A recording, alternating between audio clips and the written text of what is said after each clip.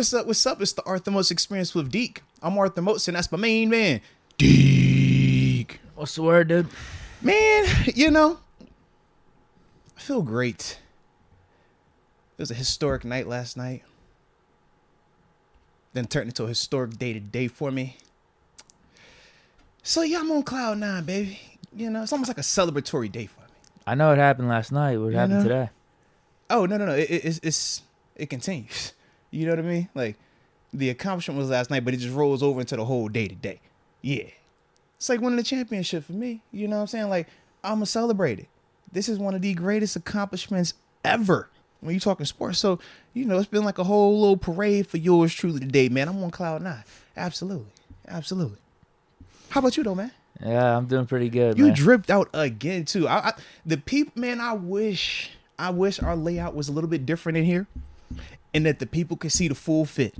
Because man, what you got going on the bottom half, the Adidas track pants / Yeezy foam runner combo is filthy. And then the polo quarter zip. Stop playing with this man. Stop playing with this man over here, man. I'm just impressed, bro. Just another day you walking in here drip guard. I told you I'm going for Will Allen's top spot. Hey, you gonna have to push him now. You gonna have to push him because, like I said, he do that. But the way you've been coming this year, oh yeah, I like it. Yeah, I got my own little swag. I like what you're doing. I'm not gonna have the customs like he's got. No. But your drip is a different drip, and it's look fire because he can't do the mustache hair combo the way you can do that. You see what I mean? That's a whole nother ball game of look. He ain't got that. That's what you got going as well. I thought I was done with the stash, but the franchise started today officially, week 1. Here it is. I thought we needed some cower power. Yeah. Started off right. First game was against the Bengals. I'm not going to say how it went.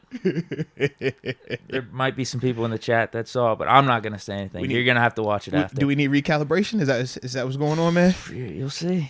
I'm not going to say anything. Respect. You will witness all the moves that have been made this offseason, what the squad looks like, the first preseason game with the new squad, and then week 1 today. You will see all that in the upcoming week. Let's go. I like it. Yeah, so I needed the stash for today. I don't know if I'll keep it throughout the season, but it was a good little burst, little boost. Yeah. I think for week 1. Well, salute that there, man. It's just an exciting time, man. It's a great day today. Yeah, man. I had to break out the LeBron jersey though, baby. My dog went ahead and number 1 all time scoring leader. Oh, it's just beautiful. I figure you got the jersey on, you got the hat on. You want to talk about it? Man. You of course I want to tell you. You don't think I want to talk about it? You don't think I would? Y'all had me. I was making posts at the middle of the night. I don't do that typically. I was on that type of energy, man. Yeah, man. It's just one of them vibes for me though, bro. It was definitely one of those vibes, man. All I really saw from it was the screenshot of the shot and 100% of the stands filled with their phones trying to capture it that way instead of just watching it normally. It's sad. It's sad, this generation. I'm confused. We can't do both? No. There was one guy sitting in the front row. You can't do both? It's tough. You can't do both? It's like you pay that much to get those seats. Just enjoy the moment, man. Just enjoy it. I like to do both, though, man. You'll get to the replay. I mean, there's going to be how many replays of the shot? Just enjoy the moment. But is it from your angle? Well, this is what I would do, maybe for that. See?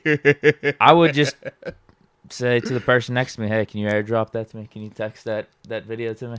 Well, that's you depending on somebody else or potentially inconveniencing somebody else. Or you could just be like, yo, I'm going to have this camera right here because I done paid. Who knows how much money you done paid to be in there for that moment right there. You going to be watching it. You going to be recording it. You going to go back and check the tape to see if you was on the TV copy anywhere. Oh, yeah, man. I'm going to get all my money's worth with that thing. So I ain't tripping on it, man. I think you can multitask. I done had 2 phones. Bam. In fact, I know somebody that was doing both. And it looked pretty dope too, bro. It looked pretty dope. So you knew someone in the stands? Joe Hayden, absolutely. He was there. Front row, absolutely. And it was beautiful to see his actual angle that he posted the raw footage of. And I'm like, yo, The TV copy don't give me this angle right here. This is pretty dope. I remember the TV copy cut the commercial right here. This is actually pretty cool, man. So it's like, I don't know. I kind of like both ways, though. I feel like you still need to be present, but I don't have an issue with the people wanting to capture that moment as well, because it's one of those moments where it's like, I'm not necessarily blaming the people. It's just it's where we're at. It's where we're at this day and age, because I saw a screenshot of that compared to Jordan's shot whenever he beat the Utah Jazz in the finals. Yeah, but that's like 98. No phones, none of that stuff out. But it straight up, the technology wasn't there at that point. In 98, there weren't phones like that. I'm just like, I'm looking. I'm like, man, the other one's a way cooler picture, in my opinion. The Jordan one. See, I think it's all personal preference, man. I love both looks. But I also could acknowledge the fact that in 98, if there were going to be camera phones, I guarantee you them people in them stands would have been in there with them camera phones as well, capturing the moments, man. I don't doubt it. You're right. Yeah, but it's like, I don't want to, why we penalize this generation because we have technology? You know what I mean? Like, you don't want to do that. Nah. Because that'd be like the people in like the 20s, like, yo, y'all got an actual picture of the moment? Nah, it's one of the ones you're supposed to have been there to know. I can't believe you actually had somebody take a picture of the moment to let y'all know. Nah, that ain't how it's supposed to be. Everybody gonna have a little, issue with how they want to do it, but, I don't mind people capturing that moment, baby, because they spent a lot of money for them seats. I don't care what people do. A lot of money for them seats, man. Yeah, I could care less what people do. It's just, I wonder, is life actually better? Well, different can be how people view it, and different, better. I don't know. Yeah, it's different. It's different. Different is different. I don't think it has to be better or worse, but I think that is something that we also like to do in this generation. We always got to have a right and a wrong, a winner and a loser, a good way and a bad way. Whereas it's like, yo, why can't it just be? Because I wonder when Jordan hit that shot, did anybody pull up a championship moment and say, hey, man, what was they doing in this picture versus what they was doing in this picture? Whereas this day and age, the first thing we're doing is what? Hey, man, you know what? Let's look at this picture and compare it to this moment. And let's compare and contrast. Let's talk about both of these moments. Like, why we got to do all that? Can't we just acknowledge both of them things being great moments in 98 and in 2023? Technology over here. No technology over here, but either way, a vibe. You catch my drift? Like, what's love? I don't know. It's not as much about the LeBron shot. It was kind of interesting to see the contrast between the two. But I feel the same way about whenever I see videos of concerts. It's like, everyone's got your phone. Just chill, man. Just chill. Hey, that's the beauty of life too, though. Yeah, you do whatever you want. Do whatever you want. It's the beauty of life, man. Absolutely. Like I said, I just don't necessarily know if it's better or worse. It is what it is right now. Yeah, because I've definitely seen people, they are upset that people even have cell phones. They're like, why would you want to have something that gives people 24/7 access to you, 365 on call?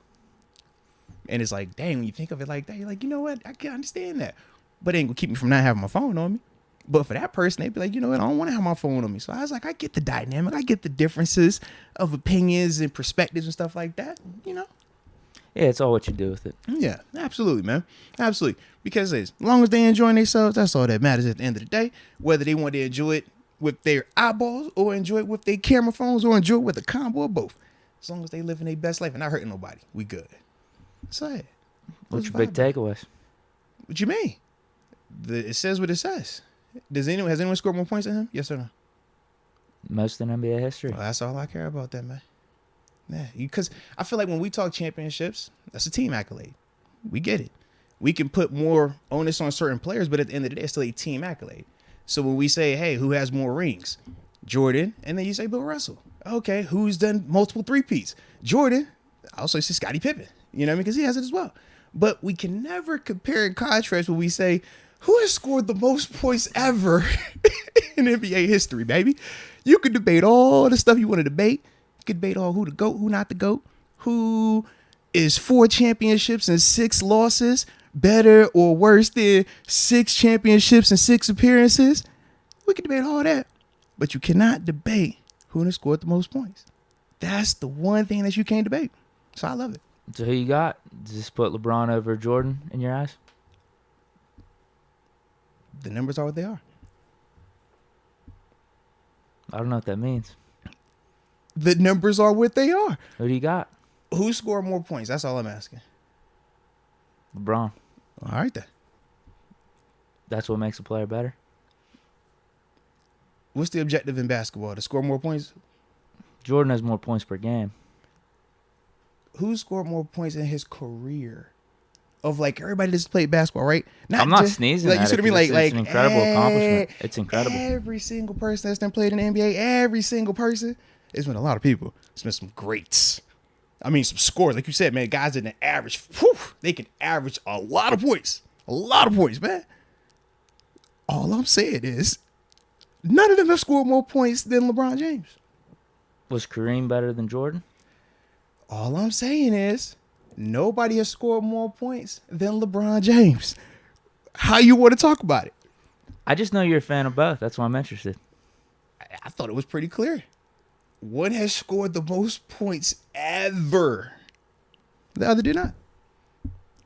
So you got LeBron. One has scored the most points ever. One has not. Here's the next question. Did yesterday change that for you? Nah. Well, yeah. You know why? Because yesterday, he didn't have the most points scored ever. But today he does.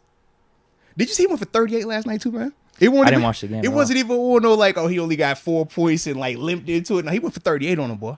Went for 38. The game stopped. He had to come back through the whole rhythm off, but he went for 38. Crazy on him. Yeah. What happened with them losing? Was it like LeBron going Kobe? No. I heard AD sucked. The way it happened was like this, bro. Actually, the game was a good game, bro. It was just they were going back and forth. He broke the record in the third quarter. They were going back and forth though the whole game. Bron was hot though. 16 in the first quarter. I think he went into halftime with like 23 or 24. Then from there, third quarter, he went for another 18. And right then and there, they just kept going back and forth with the lead, But the thing was, I felt like once he hit the record, it stopped the game, like legit stopped. Like think like NBA Finals, like when the championship is done, and they're doing like everybody on the court interviews. Is that when he said his quote? Yes. It was in the F-bomb. it was literally right then. So you go from like you're in it, you're grinding, doing all this to now he's breaking down on the court. He's crying. He got his wife and kids out there. Kareem over there, like everybody's doing their thing, and it's like, all right, 10, 15 minutes of real time go by. Hey, now go back out here and play. It's just like, bro, that's crazy. So that's ultimately how that thing got out of hand at the end of it. I think they went up by like 15 or something like that. And after that, it was like, all right, cool, we ain't tripping. But to me, that was the big like thing that broke the flow of it. But he was going crazy though. And it was actually a good game. It won't no Kobe where he gonna take 50, 60 shots to get 60 points. It won't none of that because I know people, Kobe had this, but it's like, well, he took 80 shots. He's supposed to. God rest his soul, but God dang. Bron was on some efficient stuff as usual. You know that.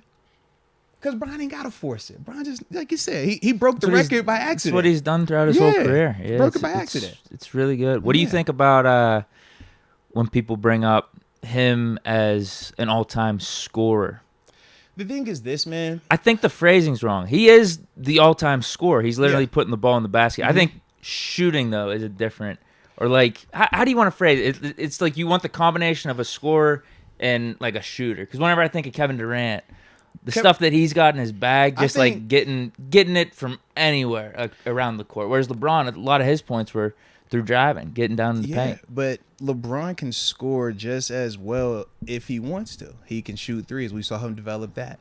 He definitely got better throughout his career. He has the mid-range. Yes. He can do that. The fadeaway, which he broke the record on, he can do that. He can post you up. The drive is just what he's done the most. So that's like it's just easy to say he's big, he's a freight train, he gets layups.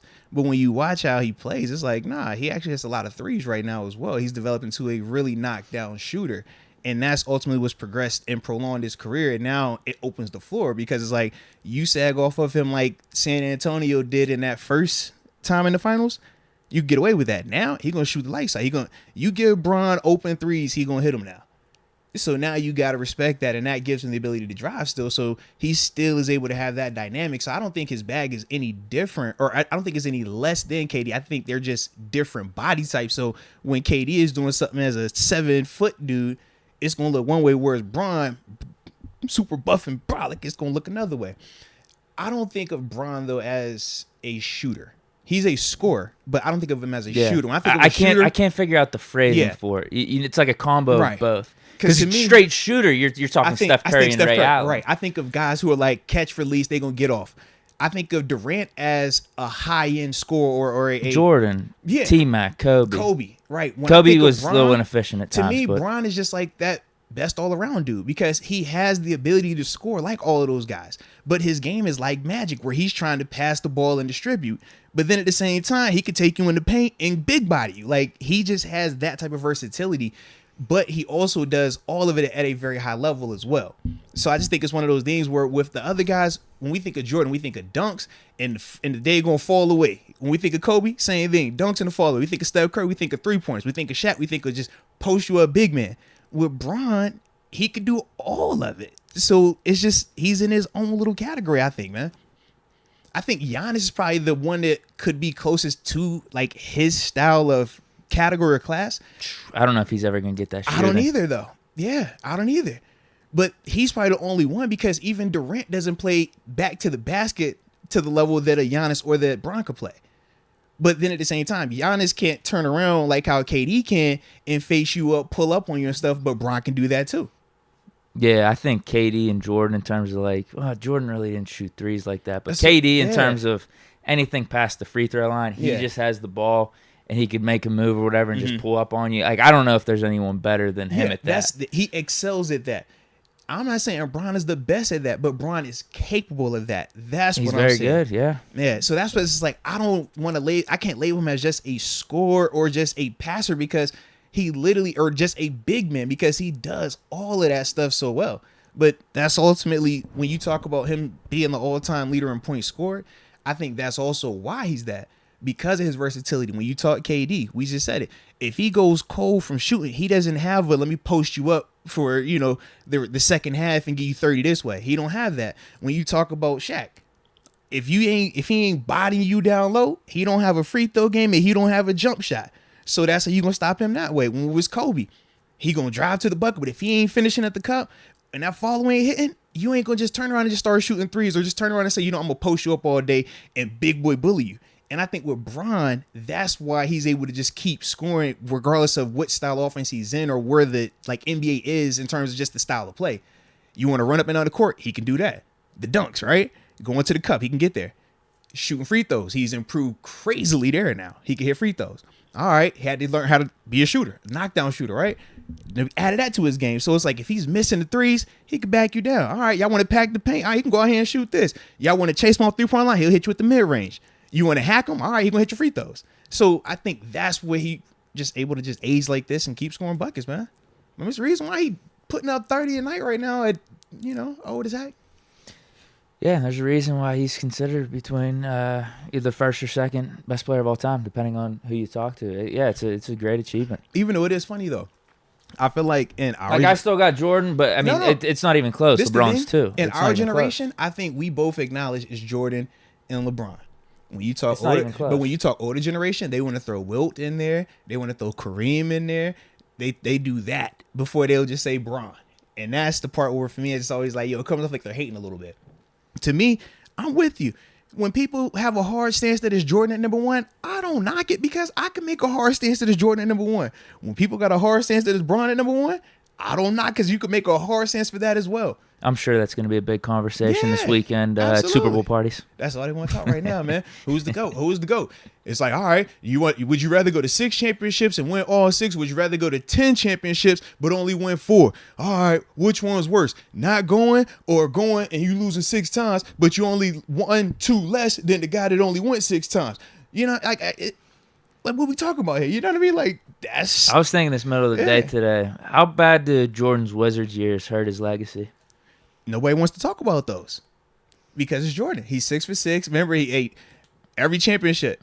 They don't talk about any time he doesn't have success in the postseason. It's just championships every single time. He won them all back-to-back 3-peats. That's the conversation. And that's the end-all, be-all when people will stand on Jordan. I get it. But like you said, it's like he got some bad years under that thing a little bit, man. In general, they actually should be viewed in a positive light because if you look at the Wizards' record before he jumped on the scene, and I think this was, 2 or 3 years from him being removed from that last title with the Bulls, and he just pops in there. Like, I think they increased their win percentage by, like 20 or 30%. I think it was like 20 more wins. Statistic or is that an individual statistic? I don't think there's any doubt that he helped them because I mean he was averaging like low 20s in points per game. I want you on all of that. I am. I just feel like when we're talking the GOAT conversation. Oh no, I know that was my real question. That's like, always my. Does it hurt his argument against LeBron? I think it does. I mean, I think Jordan would be looked at in a higher light if he never played those Wizards years. Whenever you're talking about the GOAT conversation, wait, because he's supposed to have left on the shot that he hit. Yeah, like that. Utah. Yeah, that would have been epic. That was it. That think epic. that would have been 6 rings and how many seasons played total? Probably like 13 or 14. And that was the complete the three-peat against that Jazz team. Come on, bro. Like, man, I remember that shot too, bro. Craziness, crazy. But anywho. I wonder if you ask him. I wonder what he'd say. Who, Jordan or if you, looking back. No, Jordan. Looking back, if you could do it again. Yeah, if you could not join the Wizards. I mean, he was an owner at the time. As long as he would have dropped them shoes, you know what I'm saying? I got my Jordans with the Wizards colorway. Don't trip now. Came with a little suitcase. Yeah, I ain't get it back then. I couldn't afford it back then, but I got it on the back end. You see what I'm saying? He needs to make a new documentary. Hey. The Last Dance 2.0. I got my Wizards J's, all right? Yeah. Let's get it. Want to hit these shout-outs? Man, we ain't even started the show technically, huh? It's unless you had more to say. I was hearing some stuff about Russ being really pissed off in this game. It was multiple. They were probably going to trade him for Kyrie. Well, this is the thing. Obviously, we know media is going to make it bigger than what it was at times. He played fine. He was not visibly upset on the court. What they're referring to was apparently at halftime, him and Darvin Ham got into it about him coming off of the court. He was subbing him out. And understandably, Russ is going to be upset because everybody knew that the person that was going to be, included in the trade more likely would be him. And when you don't get traded, and now y'all got to sit here, y'all looking at each other, of course you're going to feel some type of way at times. So I get it. But to me, watching him on the court, I thought he played dope as well. He was hitting his threes, distributing the ball. He was missing a little bit of his passes, but as a whole, he still looked good. I don't know the whole AD scenario, but, AD. It's, he a little rusty. I like Rui Hachimura, though. He's been looking good. Okay. He's been looking good so far. So, yeah. Legit hope for a championship or no? This year? Probably not. Unless AD stays healthy. What we think about these Mavs now? They gonna score. They gonna score a lot. Kyrie, Doncic. I mean, Christian Wood's a good player too. They're gonna score a lot. I don't know what they stopping, but they're gonna score a lot though. That's gonna be an interesting squad. Yeah. I'm just hoping that I can get like a miracle somehow, and like Kyrie's just, I don't know, could he just possibly end up in LA? They already did the I know. Dallas press conference and everything. I know, it hurt my heart. I was like, what was the finishing details on that trade? Because they were missing something, and then they finally, I guess, got it through. I actually never went back to follow it up. I was just hoping that I was gonna get like a little LeBron miracle, and it's like, oh, and Kyrie in a strange span of 24 hours is now off to LA with the Lakers, like to just complete my night. But I ain't got that news yet. I got till Thursday, so I'm holding out hope. And we were right about why him and the Nets were pretty much done. It was all the stuff that's happened over the last couple of years. You could hear it in his press conference. He was like, I want to be somewhere where I'm wanted, I'm viewed, I'm appreciated. Yeah, I'm viewed in a highlight, not viewed as a nuisance. Yep. Understandable. Absolutely, bro. But yeah, let's start it out the way that we normally do. But today wasn't a normal day because we had a historic feat that took place. We got a new all-time NBA scoring leader. Goes by the name of LeBron James. LeBron James! So with that being said, let's start the show the way that we normally do. Let us know where y'all are tuning in from in the chat. We will give those big boy shout-outs to start it off. And hit that like button on the front end. Por favor. And we greatly appreciate you. Steelers Road Warrior says, y'all talking most rings and don't even know who Sam Jones is. Uh-oh. You know who that is? He was one of Russell's teammates on those old Celtics teams. Mm-hmm. Reason I know that is from 2K. So I guess he probably has more. I don't know if he's got Russell's full 11, but he's probably got like 8 or 9. Because anytime people would bring up rings, and once again, team sport, team accolade, I say, oh, what about Robert Horry? Where does that put him at in the conversation? You know? Oh, has LeBron ever had a three-peat? No, but I know Scottie Pippen had one. You know what I'm saying? He got back-to-back three-peats. Does that make him the greatest of all time? That's why I don't like them team statistics, team accolades when we talking greatest of all time. That's the whole issue when I think quarterbacks. And it's like, oh, you got these rings. Like, I get it, bro, but I don't like the team statistics, bro. There's even perspective within that, though. Being the best player on a team that three-peats or wins championships means a little something different than a role player. But once again, it's slanted because if you're playing on Jordan's Bulls teams, which are viewed as what? Arguably the greatest teams of all time, that is going to give you a crazy advantage. Whereas when I think of LeBron's teams in the finals, he don't always go to the finals with the greatest team of all time. In fact, he's played against what was arguably the greatest team of all time on multiple occasions. And then he played one that technically has the record for being the greatest team of all time, even though that's kind of like laughed at because of Bron coming back on them.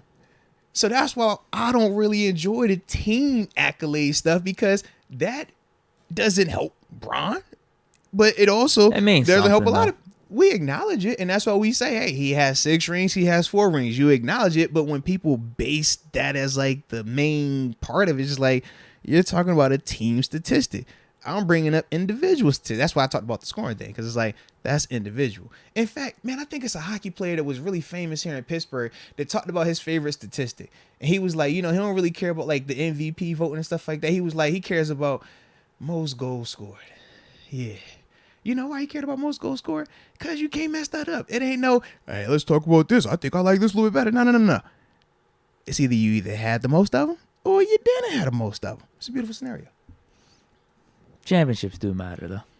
They do matter, and that's cool. I mean, yeah, I guess it depends on how you weight them. I mean, you got to put it up there, though. That's cool. Like, you got to. That's cool. Once again, all I'm saying is, if we're going to talk team statistics. LeBron's got 4. I'm not, like, knocking him or anything, but, yeah, I think people view Jordan as, you know, a great winner, a great champion. That's cool. Scottie Pippen is, too. Again, I do think it matters within that context of like who's the best player on those teams. I mean, there's no doubt it was Jordan, and that's cool. Did he do it without Pippen though? He did not, and it takes a team. So there's a lot at play here. Whereas I can't say that about any of Bron's champions. Could Bron win it without D-Wade? Yeah, he did that. Could Bron win it without Kyrie? Yeah, he did that. Can he do it without AD? Yeah, he did that. Those were good teams though too. But again, he's still right now, like he should be able to lead this team to the playoffs and on a run if we're going that way. Could Jordan lead a team without Pippen to a ring? That's all I'm saying. The answer is no. If I had to bet, yes, but that's all hypothetical. We already saw it. We saw those eras were different. The people didn't move around like that. It's cool. Because we're talking about D-Wade versus Kyrie versus those are all like really good top 10 players in the league. It's cool.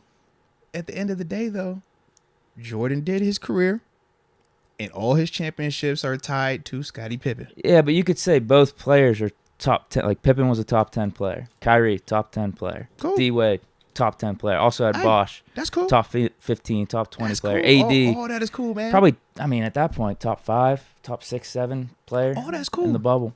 Oh, that's cool, man. Yeah, but it's just a different era. LeBron moved it around more. Jordan with Pippen, it's just they were on the same team. Hey, man, that's cool. At the end of the day, though, Jordan, every championship, he's going to have a guy named Scottie Pippen up there with him. That's all.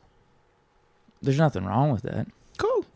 It's a team statistic, though. As I said, with LeBron, he's got top 10 players on his team in every championship. I ain't tripping, bro. It's like the same theory. I ain't tripping. Team accolade, that's it. I get it. I wouldn't go like all the way there. Just saying. You don't like the best. The best player. The best player matters on championship teams, though. It's team. When you're weighting this stuff, this is why LeBron's too. Like he had to have Pippen every time, man. He was awesome. He had to have Pippen every time. He's been awesome. He still is awesome. Yeah. I ain't tripping, bro. I'm just asking questions about the team. That's it, bro. It's team. That's what I'm saying. Both of them had good sidekicks. Both of them had good teams. Jordan just has more chips. And I do think LeBron got screwed with the whole Golden State scenario. Really did. KD really screwed that thing up. I'm just glad that you can't screw up most points scored all the time. That's what you can't screw up. You know that record been around since 1984? That's a long time. Did you? No, Jordan probably ain't play. Jordan, he missed all that time. He ain't get no opportunity for that record. No. Did he get an opportunity for that? Probably not. Yeah, probably not. Probably not. That's one of them things. Just yeah. The longevity matters. The availability matters, and that's something LeBron has done better than any NBA player. I mean, probably if you compare him across all leagues, he's top 2 or 3 in terms of like Iron Man, right? I'm with you. Probably him and Brady. I do think though. I mean, you just asked the question: Who do you want? Who do you want leading your team? I'll take Jordan over LeBron. That's cool, babe. That's cool. Question: Are we talking about like for the next like 20 years or just like a couple of years? Because I think that matters. You know what I'm saying? Because one gonna give me like longevity. I'm gonna have my franchise set for generation upon generation upon. You know what I mean? Whereas the other, I'm gonna have like a little window. I just need to know. Because that does matter. That context does matter. If I'm looking for a short time, I'll go Jordan. If I'm looking for a long good time, I'm gonna go Bron. What we looking for here? That's all. Is LeBron staying on one team? That's what the other question. I'm just what we looking for here. That's all I'm asking. Either way, because LeBron's done stints with teams too. If I hitch my trailer to LeBron, I'm guaranteed a ring, and I'm guaranteed longevity. That's all I'm saying. Jordan has more rings. I mean, that's the other part of it, though. Cool. So we're valuing rings. Once again, if you want to bring up a team statistic, cool. We talk teams. Let's talk teams. If we're talking individual statistics, then that is different. Get me wrong. Yeah, you just said you're guaranteed a ring with LeBron, so it got to mean something. No, because you want to bring up the team. It's part of it. How you lead a team. I mean, that's at the end of the day. That is what really matters. I'm with you. Yeah. You want to win. Yeah. So my team could be great. Jordan has the greatest teams of all time. I'm with you on that. That's why I love those Bulls teams, because they're the greatest teams of all time. I'm with you. He's a part of them. I'm with you. You see the Jordan shoes? I'm with you, bro. When I throw my Rodman throwback on, he had nothing to do with those teams. I throw my Rodman on. I throw the Jordan. I throw the black Jordan, the pinstripe Jordan, the white Jordan. I throw the Luke Longley on. You know what I'm saying? Don't let me throw a Pippen on. I throw the goggles on. Like, girl, I like the teams, like the Steve Kerr. Come on, bro. They got squads. Love the team. Team's fire. LeBron had good teams too. They were all right. Would you say that any of LeBron's teams were better than the 96 Bulls?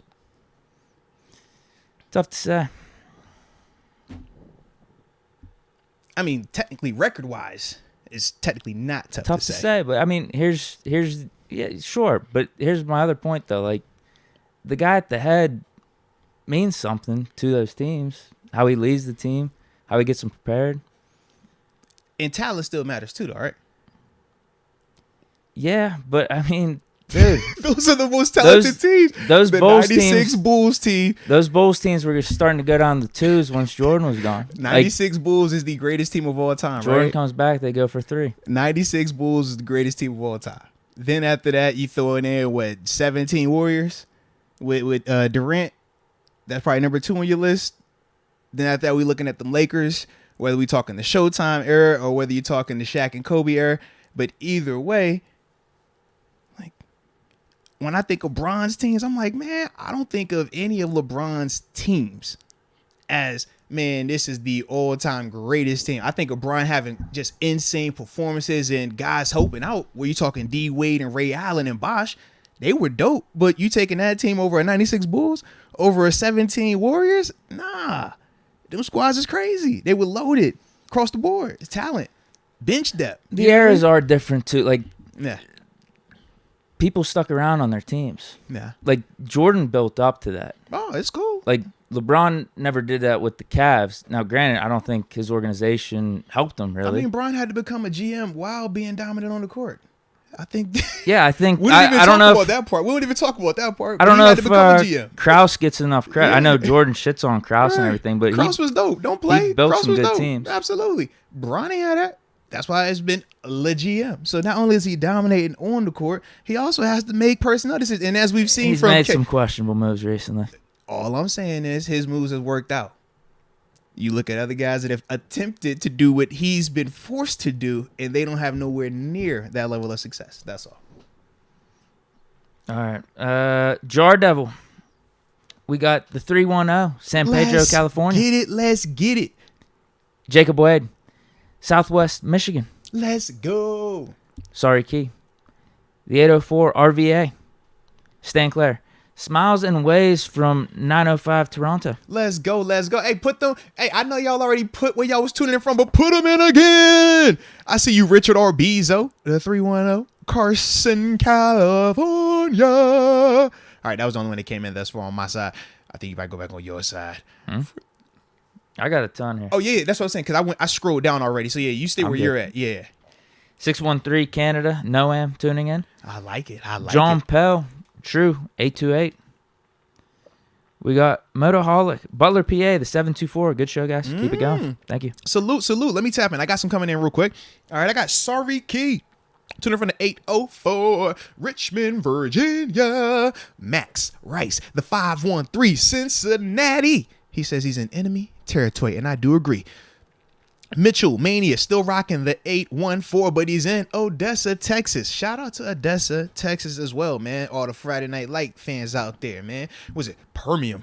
Yeah, and all that good stuff. All right. NSMC99 tuning in from the 412, Dubberg, and you gotta holler about Rod Dollar 330. LeBron land. Shout out. He said that. I ain't say. He said LeBron land. So I just. Nothing wrong with that. So shout out. Eric James, the 330, Cleveland. Isaiah Aguilar, the 602. Dang, the screen jump. I believe that was Phoenix, Arizona. Yes, Phoenix, Arizona. Salute you. Oh, you know I got to talk about Leah Warren because she always she's turned up tuning in from the 254, Killeen, Texas. And then I will end it on JMK, so saucy. The 803 Rock Hill, South Carolina. Shout out to Rock Hill. Some talented players come from down that way, baby. Want me to hit these super chats? Let's do it, baby. Let's do it. Hey, I like how we was like talking before the show. It was like, yo, we probably got a lot to go on today, man. We're going to be all right, bro. We're going to get this first thing in and go here. Maybe we get all this in before we even talk to TG today. That Jake a whole 438 right now, boy. That's what LeBron will do to you, man. That's what LeBron will do. That's what LeBron does on a daily. No, I'm gonna hit my nose. Thought you ripped the jersey. No. You know what I'm saying, man. If I just go give you another one, man. Don't give me no ideas now. Don't give me no ideas. Steeler Nation on fire. That man Kareem was pissed when LeBron beat his record. You see this? He's definitely faking his smile and happiness. You see this look, bro? I would agree. He ain't look as happy when Bron started scoring because early on, like the first two shots, Bron was like passing, so people was like, "Oh, is he not gonna do it tonight?" So Kareem definitely was like a little more gleeful then, smiling a lot more. When he got to 33, that smile went away. He looked real serious. LeBron should have done it the next game. They were playing the Bucks. The two teams Kareem played for. That's what he should have done. Problem was everybody was in there that night though. It was like the who's who of who's who. I had literally my favorite basketball player and my favorite rapper in there. Jay-Z and LeBron. Like, bro, all in the same. And then you throw Joe Hayden from my class. Come on, bro. I felt like I was in the building with him. Jeez, man. I can't help myself, bro. I'm sorry. You know how you feel about 7? You know how you feel about Ben? Okay? That's how I feel. You know what I'm saying? That's how I feel. Who's the greatest quarterback of all time, Deke? We having this debate right now. Deke, who's the greatest quarterback of all time, Deke? You know who it is? Deke, I needed to hear that spell. Who's the greatest quarterback of all time? It's 7. Who's 7? What's his name? I don't want no confusion. Who's Benjamin the great? Todd Roethlisberger. But Deke, Brady got more rings, Deke. Does that not matter to you, Deke? He cheated. Oh, so he's cheating on his rings. Okay. But Brady got more MVPs, Deke. Does that matter to you, Deke? No. Why not, man? Why don't them MVPs matter? Well, one, he cheated, but also, what does it matter? Regular season. Okay. What about them Super Bowl MVPs he got, man? Being the best player on the best team in the biggest game. Okay, all right, okay. But also, listen, dude, we're talking about NBA, team game, this and that. Football is the ultimate team game. Brady had the ultimate around him in terms of Belichick coaching him. Also, always a top 10 defense. In the easiest division in the league for the last 20 years. It sounds like you're talking about Jordan over here. It sounds like you're talking about Michael Jordan over here. That's what you said to me. It sounds like you just told me everything. You're saying Big Ben's the Michael Jordan of football. Everything you just talked about, top 10 defense, this, that team, it sounds like you was talking about Michael Jordan's Chicago Bulls teams. So the same way you just like, I ain't hearing none of that. That's how I feel when people bring up any of this Jordan. I love Jordan. He went number 2. NFL's a little bit more a team game than the NBA. You got a whole defense. You got specific players specifically playing defense. You got 10 other players on offense. So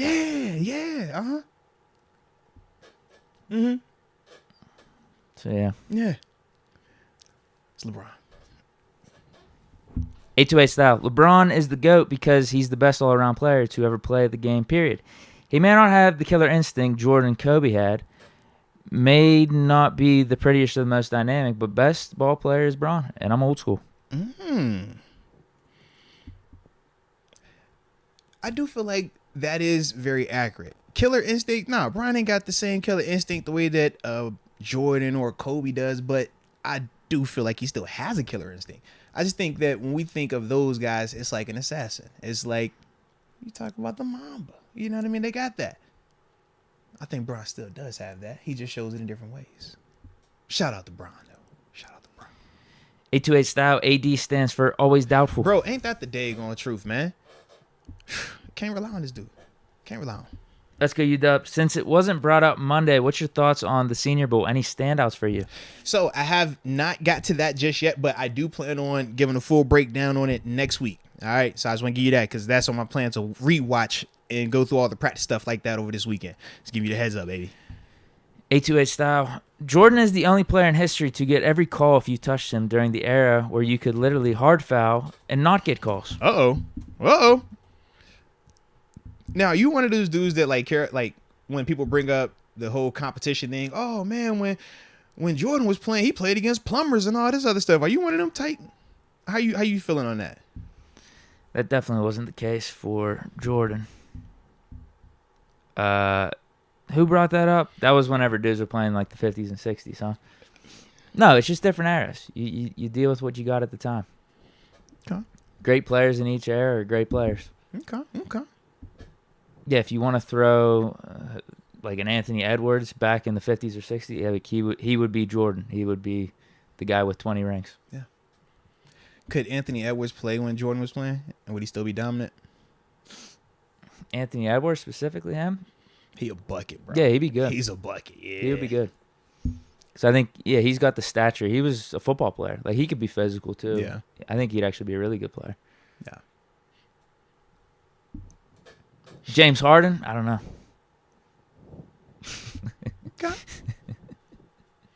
Depending on which version I'm getting, man. Depending on which version I get. Because the first 2 years in Houston, that was different. Before we started, and it's all about too, like how much are they shooting the three back then? Because his step back then, before if they had the analytics back then, Larry Bird would have shot way more threes. And so would Jordan. He probably would have too. Yeah, because that's Now I hear people swear by Bird too, bro. They swear by him. It's interesting though, man. I love this basketball. I love hoops, bro. Oh, I love basketball. Richard Arbizo, Shannon Sharp talked me out of going last night. SMH, what? What? He had tickets to go to the game. Well, how Shannon Sharp get him out that thing, man? Maybe. Shannon Sharp was courtside with the Gucci sweater on, man. Come on, bruh. You thought Uncle Shay Sharp was going to miss that? Nah, he wasn't going to miss that. Nah, you know what probably happened? They asked him, what game do you think he's going to do it at? Shannon, he's going to be at either game. Yeah. Because he's got the pull to be at either game. But if he had to give advice to people, what game should you go to? He's probably thinking go to the Bucks game. As soon as I seen it was 36 points, I was like, bro, it's happening tonight. Man, my mother-in-law, she hit me up. You think he doesn't? Yes, ma'am. My father-in-law, yes, sir. My uncle, yeah. My partner, absolutely. You know what I'm saying? Wifey tried to go to sleep. Guess what I did, D? Guess what I did? She tried to go to sleep. D, wake up. Wake up. Woke up, turned on all the lights, and I shot her a DM. Even though I was laying right next to her, I shot her a DM. Let her know, hey, yo, wake up. Bron just did that. I ain't playing no games, baby. No games. A2A style. Deke acting like teams Jordan was on didn't have two great players. They had great players that did great things at their specific positions. I'm not disagreeing with that. LeBron had good teams too. That's all I'm saying. I think you said good teams. You see the difference?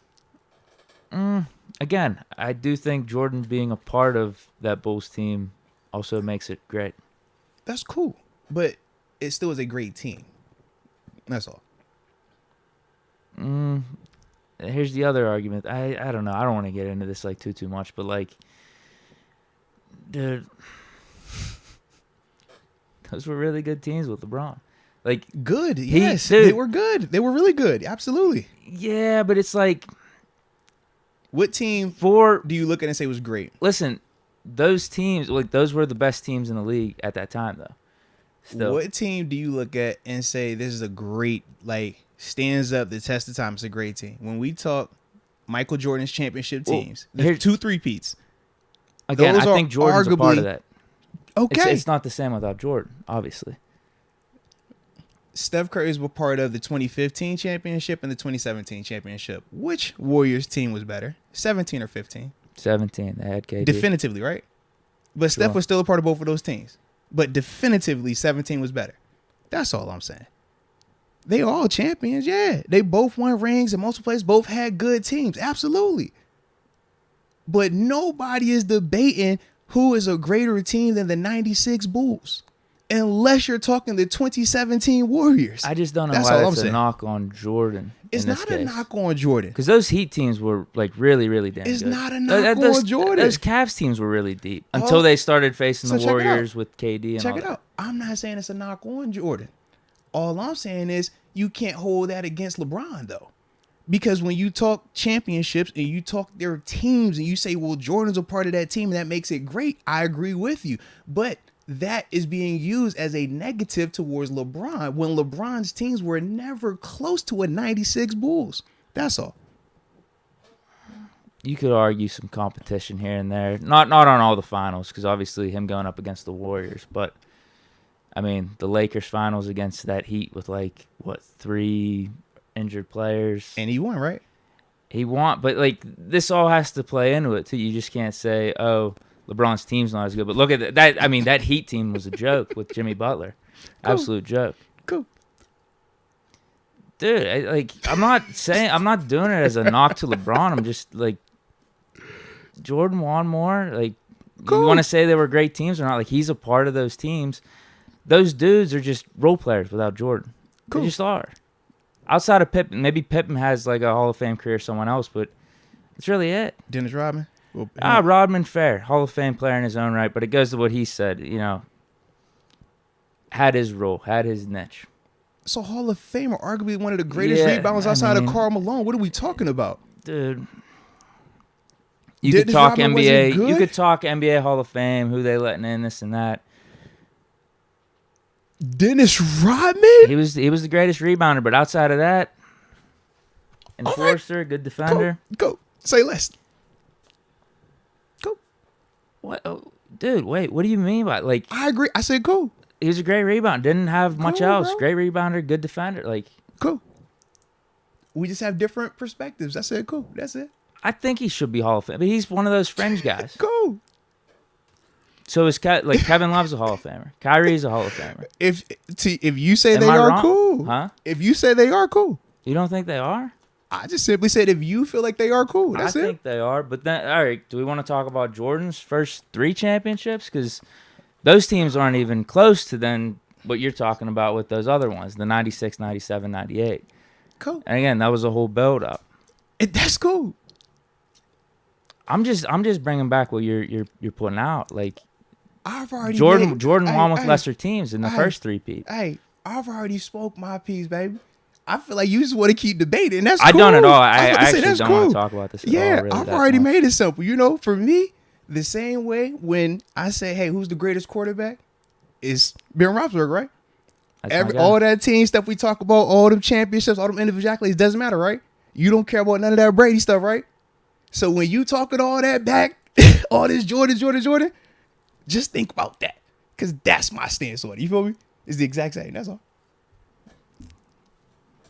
All right.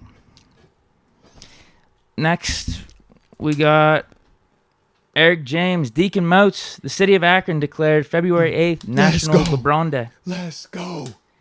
Let's go, UW. Only 19 offensive linemen played 100% of their team snaps in 2022. 3 of them were Steelers left tackle Dan Moore Jr., left guard Kevin Dotson, and right guard James Daniels. No other team had more than 2. We got lucky.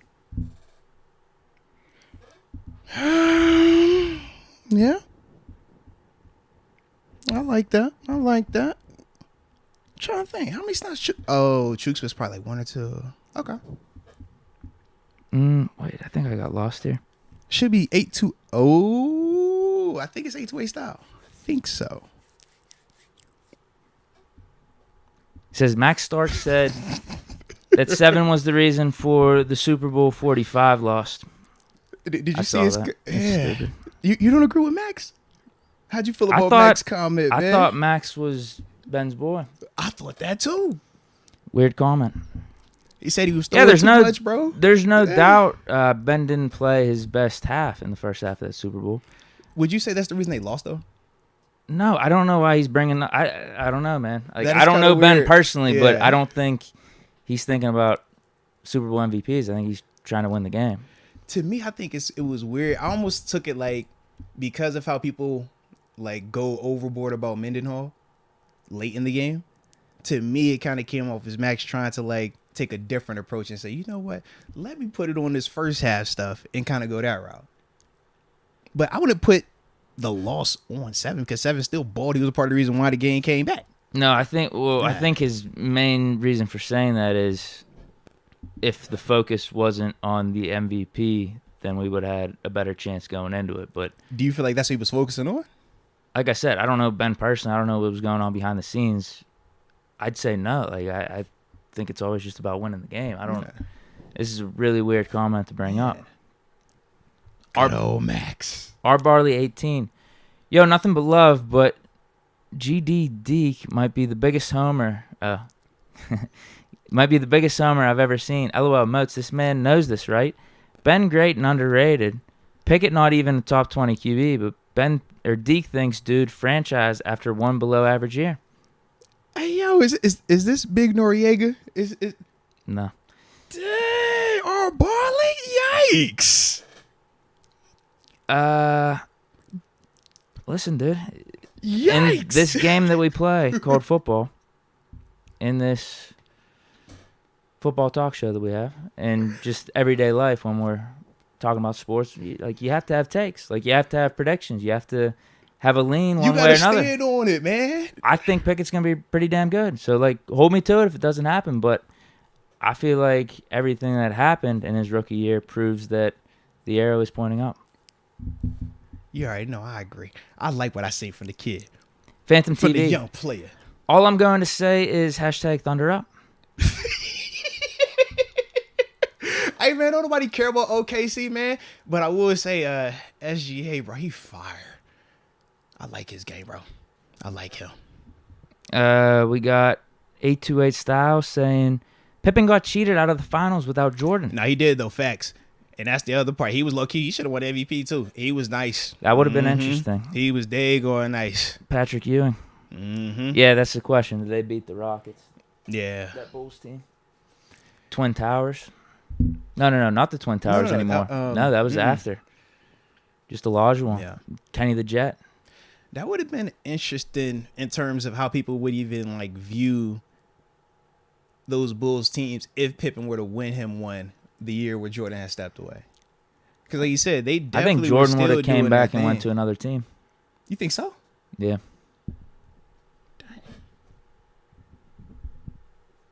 Why you think that? Because Pippen becomes the alpha in that you scenario. Think Pippen? Oh, man. Dude, he won without him. Dude, you left and I just won. But who's better, though? Who's better? We would all know who's the better player between the two, though. Right. But I do think that would be a big shot to Jordan's legacy, for sure. It would. Yeah, I just don't think if you're Jordan, you want to come back and play basketball. You try to beat Pippen. You try to go to another team in the East and beat him. Hard. Like, I think like we would all know, like, yo, this guy wherever he goes is going to be this guy over here. Jordan went to New York or something. The King Herc. 96 Bulls is equal to what it would look like to have Braun on the Warriors modern day. No, it's not even close. LeBron, I mean, that's KD. You're just basically replacing LeBron with KD. 17 Warriors. I don't think it's close. I think, honestly, I think it's a tough debate because, damn, dude.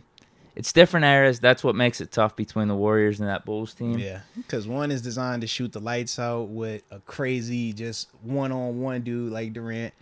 But then the other one I felt like is designed to play like dope team ball, but they still got some pieces that could shoot. But then you got Jordan. Because I think part of the knock on that Warriors team is just how it came together. But that's the only knock. There's a stain on it. That's literally the only knock, though, right? It's still a good team. It's a damn good team. Yeah, we're talking about it top two. We just don't like the politics of it or like the optics of it. It's like they had who do we view as better than that team right there? That's all I'm trying to figure out. Outside of 96 Bulls, I'd be having a hard time. Yeah, it'd be between those two. And that's why he's saying if you throw LeBron on the Warriors, I'm saying that team's way better than Jordan's Bulls. Okay. But it's like the Warriors kind of already did a version of that with KD. But then it's like, yeah, just different eras. Like, Bulls aren't shooting like the Warriors aren't designed. Like, you mean to tell me if Jordan's on Steph Curry playing defense, like, he don't do a pretty decent job of locking him up? I don't think Pippen, too, like, with the defense. I just always think how are the rules being called? Like, when we talk like that, I always think that we just kind of forget that it goes both ways. Those guys guarding Steph and Clay, that's going to take away from their offense as well. Because Steph and Clay, you know when you playing them dudes, you running. That's why you don't put your stars on them type of dudes. So and then I think of like the flip side. Steph and Clay guarding Jordan and Pippen and running around or being bodied down in the paint and what that's going to do in terms of taking away from those guys' offense. Like, I think a lot of that goes into play when you talk about defending each other like that. We got Phantom TV. Pippen was trash in Portland. Steve Kerr was the only player who left the Bulls and was good. LeBron wasn't even on Kobe's level. You need to stop, Moats. Hey, we love Kobe. We ain't tripping. Yeah, Kobe's not on LeBron's level. Kobe's top 10 for sure. I love Kobe, bro. I'm not maybe about to even get up top here. 8, top 9. I'm not saying anything negative about Kobe. Love Kobe. Rashawn James, Pizza Love, but can y'all please stop talking hoops? Sincerely, the whole chat. No. Because Bron did it. If somebody else would have did it, we would have talked about them. But Bron did it. So we got to talk about Bron. Let's go, UW has gifted one Arthur Most membership, and it was to LL. Shout out. This second time we seen something like this, man. Yo, let's go, UW, man. We appreciate you, man. Paying it for, bro. No, respect, man. Respect. And shout out. You said it was JJ? Or, no, LL, right? LL. Shout out to you and welcome to the Upper Room. Yes, indeed. Phantom TV. We beat the Lakers with 2 rookies starting, and both rookies gave you buckets. The future is bright in OKC. Thunder up. Oh, yeah, man. I hope y'all go on and do great things out there in OKC, man. I hope one of y'all players out there eventually plays long enough and is great enough, healthy enough to one day become the all-time scoring leader also. I hope that happens in y'all. Whichever one of them young dudes, I hope they did. Hope they up next, all right? Because I got to witness it, and the way it made me feel, I feel like everybody deserves an opportunity to feel like this.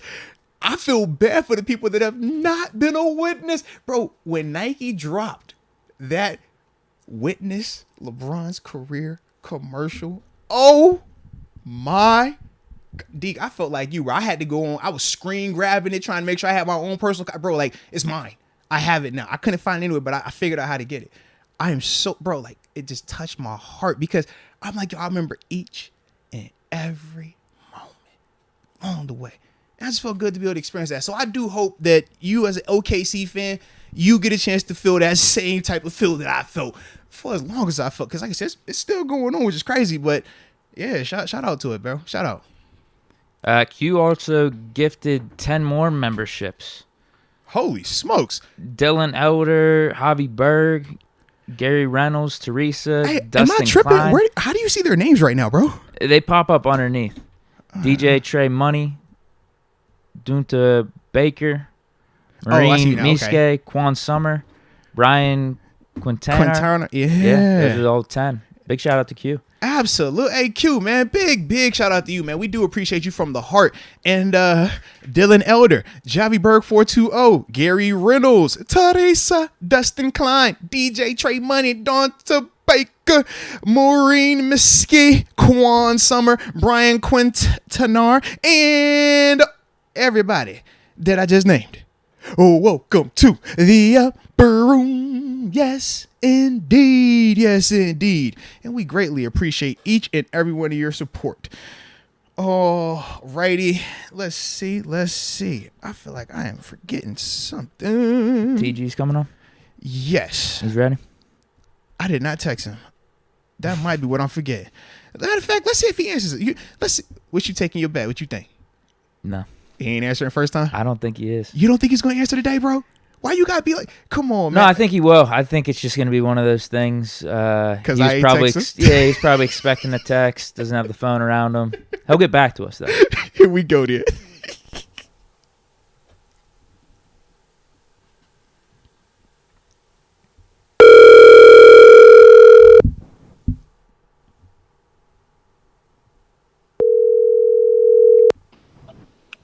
Hello?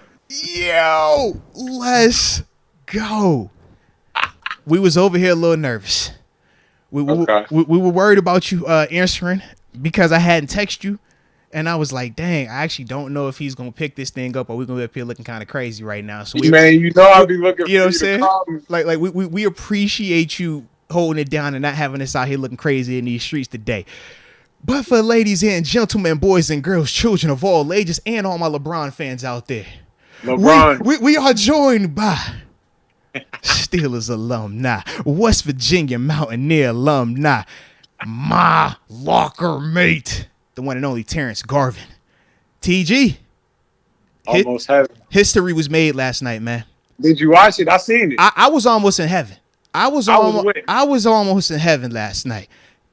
Did you witness? Were you a witness? I was a witness. Okay. I was a witness. I seen it develop. I seen the first half him go get it. You seen I seen it? him go get it in the first. He made his money in the first half. Okay. He wasn't playing. He was to the rack. That was the LeBron that we've been looking for a little bit of time. Chill. How you was going? Like how you was going right there. I just, you know what I'm saying? Just be easy with that part right there. All right, it's all complimentary today, okay? All complimentary. Keep it going though. Nah, but to me, I thought that's what we were waiting for. I witnessed history like on some ESPN, on some NBA.com or any site you seen. I witnessed. Yeah. Like I personally can say I know where I was at the moment. I witnessed. You know. I like it. LeBron, the greatest basketball player to ever touch a basketball. That was too much. Oh no. No. So I've literally just had a whole 45 minutes of this convo. I was trying to see if the person who does not agree with that statement. Okay. I just didn't know. I just didn't know. That's why I just sat here and I just gave a look. I was like, man, ain't this crazy? Because I ain't even know we was about to say that. But maybe his perspective is different. The greatest player ever touched basketball.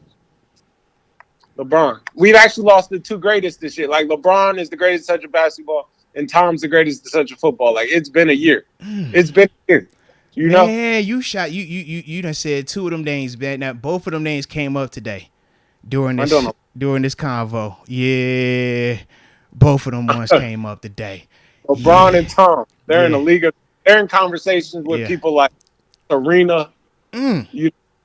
People like Tiger, people like that. Like those are their You like that? I love that. You know? Deke, how you feel about that, man?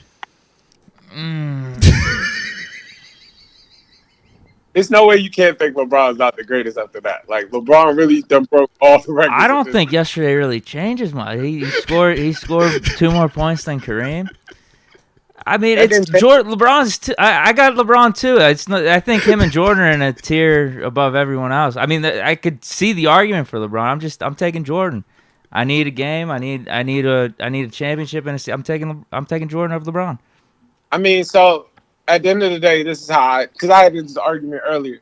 At the end of the day, the name of the game is to score points. Like, you know, the name of the game is to put the ball in the basket. LeBron is the best person to ever do that. Like, you can no longer argue that conversation. He's put the ball in the basket more than any other human in the human history of basketball history has put the ball in the basket. You see, you with me with that? Since the inception of the sport, Since they were like, yo, look, let's create this sport, this activity, and the name of the game is to put the ball in the basket. When they created that, like day zero, when they built it, he did it the best. You with me? Yeah, no. He was around. No, literally. I don't even see your debate. Like, what's the hesitation? I mean, Jordan has more points per game. I mean, there it is. About to say, Deke, don't you start backing off of your stance. You got facts with he got facts with his stance, man. The thing that sucks is I think it's a great feat. I'm really impressed by it. It's just I would have Jordan over LeBron. I don't think it's like that crazy. You need a game. You need a game. Who do you want, Jordan or LeBron? LeBron. All right, so yeah, I guess that's where the conversation ends, or like the debate ends. Like I'll take Jordan over LeBron. I think that means something. Because of the game winners? No, not necessarily. Yeah, not necessarily all that, but I want one game. My life's on the line. I'm taking Jordan over LeBron. I got you. To each his own. I respect it. You would take Ben, though. I would take Ben. I would. You would take 7 as your quarterback, too, correct? I would. You wouldn't take Tom? No. See? What's wrong with that? Respect. Those are my two picks. NBA and NFL right there. And he stands on it. I respect because he's staying on it. NHL. He's staying on it. Did you see what happened there? NHL, probably going Crosby. Look. You said the exact same thing I said. And when he responded, I just said, that's how I feel. I was like, I get it, man. That's your guy. Bron's my guy. Bron's my guy. I get it, though. I get it. That's your guy. Yeah. That's your guy. We all got our guy, though. That's the thing. We all got our guy. We do all got our guy. We all got our guy, man. Absolutely. So, no, I could definitely respect that. But I like it, though. I like it. We civil today. We're good. We're good. Now, can we talk a little ball? Because we do got to talk some shopping here, okay, man? Let's talk the real. The real. Brian Flores is no longer a part of this here organization. He done left us. Minnesota Vikings, man. How you feeling, and what does that mean? Yeah. I don't think it really means much. I don't think he was a staple. Like, I feel like this was a spot for him just to come for a year. Anything extra would have been, just bonus. But he wasn't here. Like, this wasn't his home, Like, he kind of just came to, he was in the middle of per se crisis, and we gave him a place to stay for a second. But this wasn't home for him, But now when you think of the impact that he had in that particular linebacker room, though. What impact? Well, so put it like this. I think of Robert Spillane, right? And how he developed into playing literally all the significant snaps when you talk situational football, third down pass coverage. When we talk Devin Bush ain't look like this a year ago. He wasn't playing nowhere close to this a year ago. You think Mark Robinson, late round draft pick, we saw him come in at the end of the season, play significant snaps in multiple games for us. And then, so I think of those guys specifically and how they had their uptick in productivity, uptick in just looking like a competent NFL group, whereas that wasn't always the case the year prior to Coach Flores being here. I get that. I do feel that. I mean, I think he did bring a certain mentality. I think he did bring that dog. I think he did make them better. I'm not saying I don't feel like he did make them better. I do agree that he made them better. I think he's a benefit to your team wherever he's at. If he's in your program, I think he's a benefit. I just more think I don't think he was a permanent fixture. To me, he was somebody that he was going to be here for a little bit. He was going to be here for a little bit, and he was gone. You know? Oh, I had the wrong. That's to me who he was. Like, he wasn't somebody that you say was a stealer. He wasn't somebody that was a permanent fixture. He was somebody, like, you can even see, like, when Coach Tomlin brought him in, he like, well, you don't have a job. Come on. Like, I'm not going to not let you be in here working. Like, you'd be great here. So, to me, it was never somebody that was like I'm saying, it wasn't like a Coach Butts type situation where, like, he's going to be here and he's the heir apparent. It was never that. It was always kind of like, he'll be here for a few minutes. He's up out of here. Nah, for sure. For sure. Hey, so with his decision being the Vikings DC, let's say he had the option to either do that, Broncos DC, or Arizona head coach, do you think he made the right decision there? Yeah, I think the Vikings is that. I mean, you know how I feel about. Hey yo, don't you start that? Do not start that. What? Don't you? And you talking about some what? Don't even. Nah. Y'all chill on out now. You was about to say something real reckless. Kirk. See, here y'all go. Y'all want to play. TG, okay. did Flores downgrade the quarterback? So y'all want to play? That's crazy. You know, I'm not a captain. That's crazy. That's crazy. So. I think what he does, but I think he brings that dog mentality to Minnesota. Okay. I think Minnesota is literally one of them programs that's missing something. Like, you know, it's something. And I think I think it's a great hire. I think they're like a good match. I mean, I think Minnesota becomes the favorite out the NFC next year. That's kind of, they in that conversation. I would take that. Okay. I would take that. Okay. I would take that. But at the same time, don't just chill. We was good. You could have just left it alone with cool. I take that. If we was good. See, you're doing a lot. That's crazy. You're doing a lot. I don't see. I'll be real. I don't see Captain Kirk going to that Super Bowl. Like, I don't see that. Why not? He would have went this year if his defense ain't let him down. No. So he threw a check down. So what were his final statistics in that playoff game? He had a good year. No. I'm not even talking about the year. I'm talking in that game. Did he have no? Oh my! I'll pull it up for you. Just give me 1 second. I got you. Just give me 1 second. I got you. How many points did they out there with? They scored 24 points, actually. I'm what I'm saying? 24 points is what they scored. And Captain Kirk was 31 of 39. That's who Kirk did, though. For 273, 2 tutties, 0 picks, 119.6 QBR. The man had a 79.5. We might as well round up and say 80% completion rate in the game. Like, what? So we put in the Giants scoring 31 points on Kirk?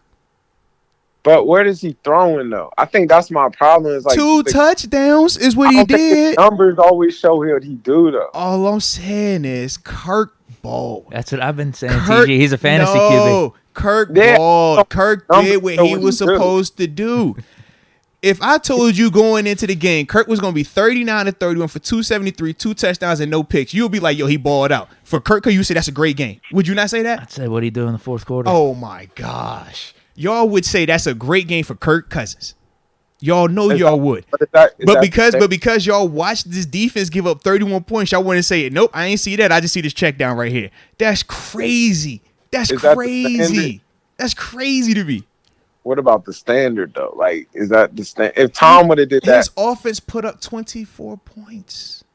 If Tom would have did that, would you have taken that? Is football the ultimate team sport, yes or no? It is. I'm just saying. Is football a team sport? Deke, it's the ultimate. Is it a team sport? But it's like you got the ball last drive. But some people's jobs are what they are. Does Kirk play?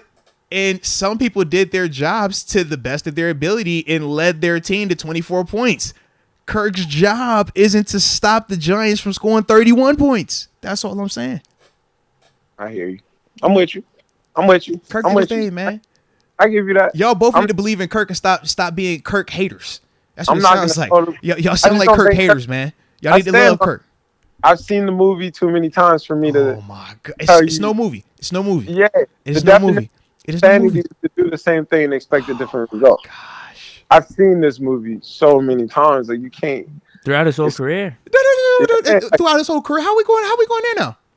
He plays at a high level. He either misses the playoffs or when he gets in, he loses. Wild card. He Because barely makes the play. I think he only made the playoffs like 4 or 5 his times teams- in his whole career. Because his defense, can't put everything his on defense lets him down.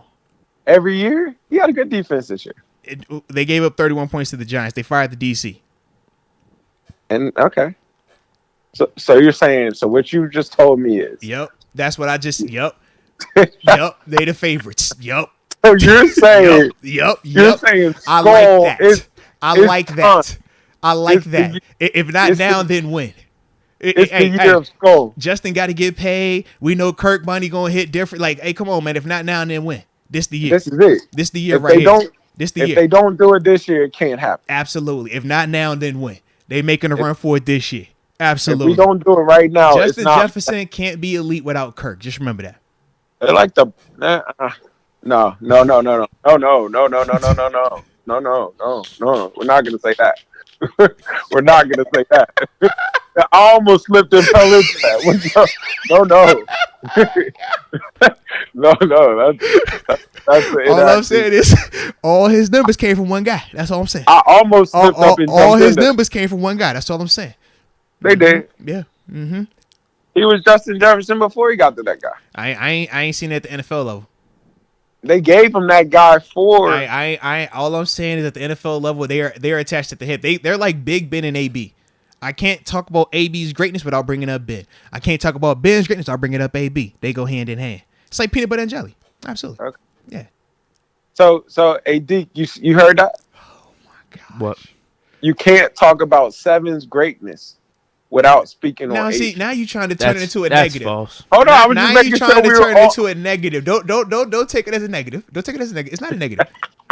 AB has accounted for a lot of Ben's yardage. Yes, The same way Ben has accounted for a lot of AB's yardage.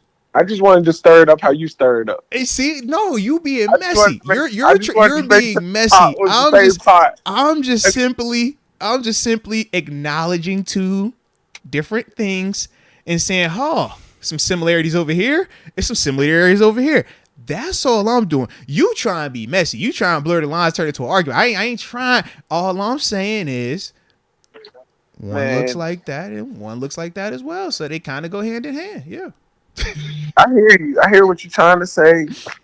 I hear you. It's just you can't say. TG, who was better then? Who was better while I was here? Who was more impactful 14, 15, 16, 17, Ben or AB? AB. Oh. No, okay then.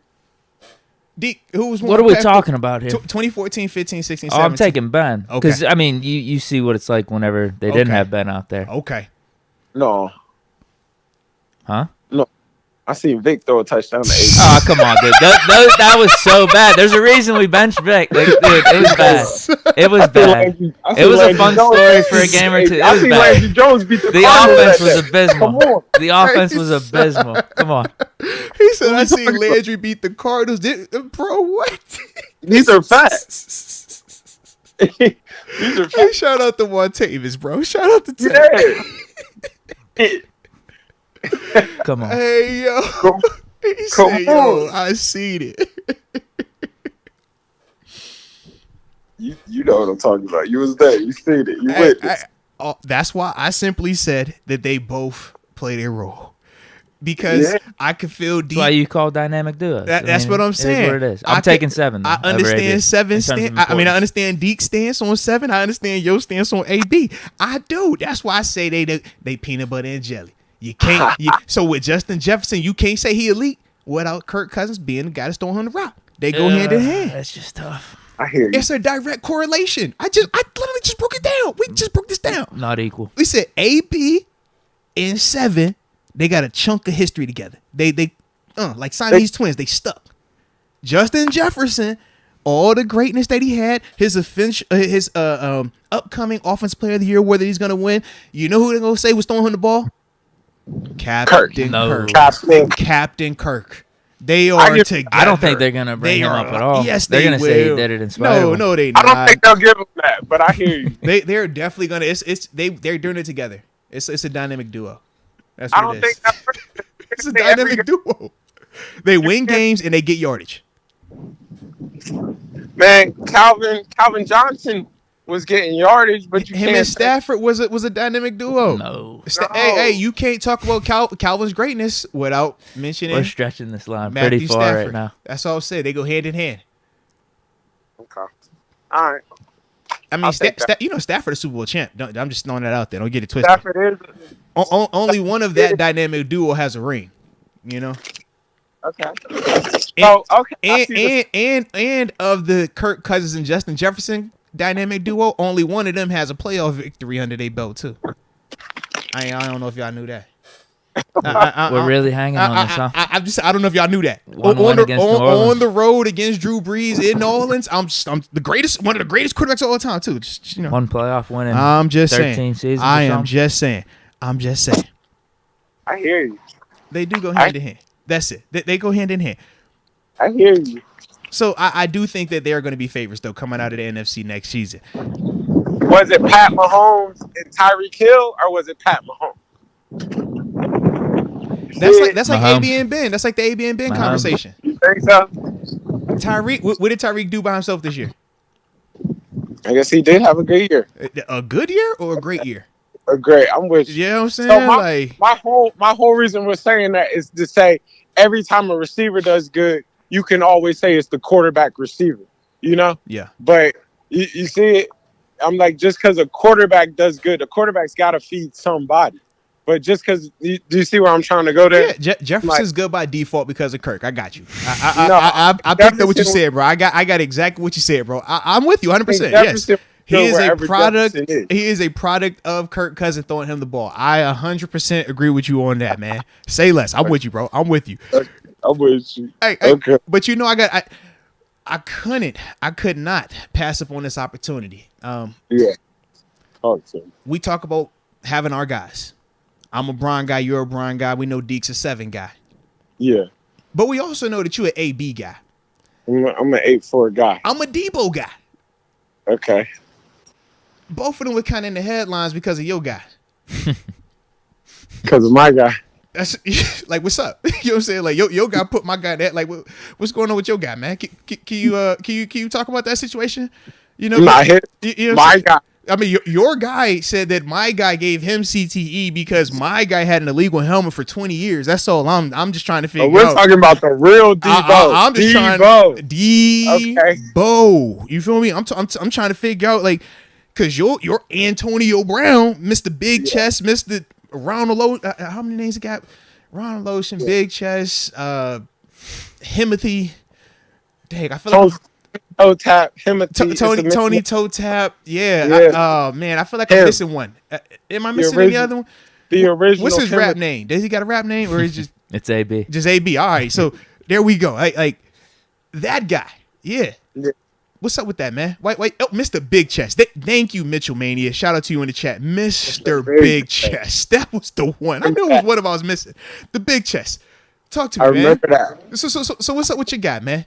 It might have felt like he took a shot during his time, and he felt like the helmet was too hard. Like that's what he felt probably. You know, it wasn't Harrison though, right? When did that happen though? It might happen in practice. You think? But like when? What like? It might have happened in Latrobe, one of them dark days in Latrobe. You know how them dark days in Latrobe go. Okay. You know? I mean, I do, but I like this AB we talking about. Yeah. I ain't never seen AB get hit like that in Latrobe. I know. I'm with you. I didn't see L. Bell get hit harder than I seen AB get hit in Latrobe. Bro, what? hear you with that. So I'm just like, yo, I don't know, man. AB was the hard. Now we know AB was gonna work like nobody's business out there. I'm not taking that away. Yeah. But in terms of the contact portion, no, I got some questions. I got some issues with that one, man. I'm not sure where that came from. You know, now, I'm not sure where that came from. It might have happened when he went to Sense. So people were wondering, was it some mistaken identity? Because obviously there was a situation that people point to where AB did get hit in a very violent manner where he lost consciousness. And since then, people point to that particular event and say that they can notice a change in his behavior, a change in how he is publicly, his decision making. You know, before that incident, we never saw him take off all his clothes and run off a football field in the middle of the game. Yeah. After that play, we see him take off all his clothes, run off on the field in the middle of the game. Yeah. Beforehand, we never, heard him have issues with Seven, Mr. Rooney, or Coach T. After the incident, it's like, yo, I ain't getting invited to the house. I ain't never been up there. It's like, bro, what's going on here? You know what I mean? Like, it's just, yeah. So was there mistaken identity? Could that have been it? I think we just put a pig on the wig in the sense of like, we call it CT and we call it different things. I just think you're funny as heck, bro. He's trying to figure out what he's trying to do. He's trying to figure out, I mean, that's your man's though, bro. Like he got the dance. Like he got hot. You know how it is. He got to stay hot. You know. That was one of the options we thought. That was. Is either that he's under the influence. You gotta stay hot. He gave us the Kanye, bro. He's like, yo, you know what, man? Bump it. Let me say something crazy real quick. I'm gonna get a headline. Like, just throw it out there. Sometimes you gotta just throw it out there. Yeah. Everybody catch. Yeah. No, what's he staying hot for? Music? Is it tour season or album on the way? Which one we got? The records are selling. The album's selling. I'm surprised they didn't put that dance in Madden. I'm shocked they didn't put it in Madden. I'm out, and I'm shocked they didn't put it in Madden. No. It's made it. It's on. When you get to that point where you seeing all the type of athlete, non-athlete, moms, non-mom, like everybody, that when you start tapping into that crowd doing it, yeah, that's how I be getting on the game. I'm with you. Yeah, seriously, bro. Like it became one of those like, oh, it don't matter if you're an athlete or not, you're gonna do this little dance right here. So yeah. But I wonder if because Madden knows who the dance came from, they like, ain't no way we can't do it. It gotta be. Yeah. That's what I feel. I feel like it's one of those like, we are not gonna do anything to attach ourselves to him. I think the dance is patent, and I think it would have cost them money, and I don't know if they wanted to get into that, so they let it go. Okay. That's my. Okay. Come on, man. But now, so you don't think it's accurate though? Is that can we at least get that final part done with your boy? Talking about my boy. I'm not sure. Wow, that's crazy. That's crazy. My man, like I'm not sure. I didn't see anything. That's crazy. I did not see or hear anything. That's crazy. Not to mention when you brought up Latrobe, Debo ain't even practice team when we was there in Latrobe. We all know he was gray sweatsuit on field 2. We know this. When did they say it happened? I'm trying to figure it out. This was this what your man said. This was your boy said. Your boy said that. I'm trying to make the math make sense. I'm trying to figure out when it was. Yeah, I don't know when it went down. I'm not sure. I don't know nothing. That's hey man. I wasn't there. I don't know. I don't know. I wasn't there for that. Okay. Ooh, so since y'all was being messy, coming at me with this Kirk Cousins convo, it just made me think of other messy topics. So I just wanted to spin the block on this one that we already talked about and ask you about this, TG. Yeah. So obviously, Taylor Lewan was a player that was of interest coming here to Pittsburgh. You know, played Tennessee Titans left tackle, and a pretty big name, really good player, and all that stuff. But then, a conversation had happened where he had went on a podcast and was going down memory lane about an incident that occurred where he spit in TJ Watt's face. Yeah. So it sparked a new conversation where it was ultimately like, could they make this thing work? Where you still bring him in here, and for TJ, he could just be cool with that or just move past it. And we kind of got into this whole Spitgate conversation, and we're just trying to figure out, like, do you think that would be possible, first off? And then for you specifically, have you ever had an incident where spit was, in your face, and were you able to turn the other cheek? That's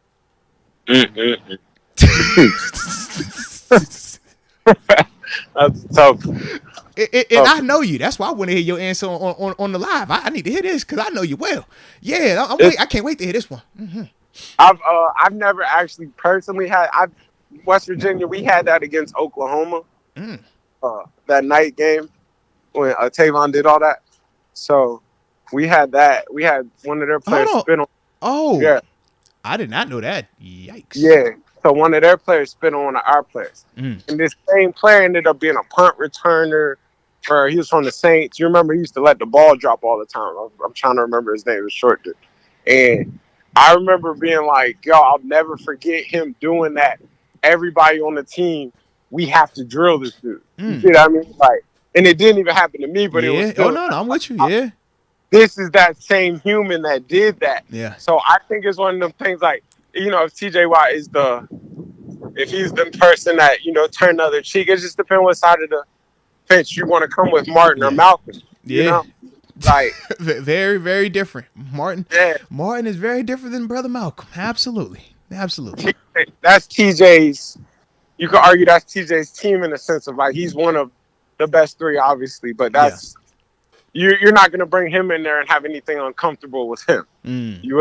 So we did get updated information. He did an interview, I think it was the day or so after we talked about Lewan spitting in TJ and that whole incident, and they asked him on the podcast.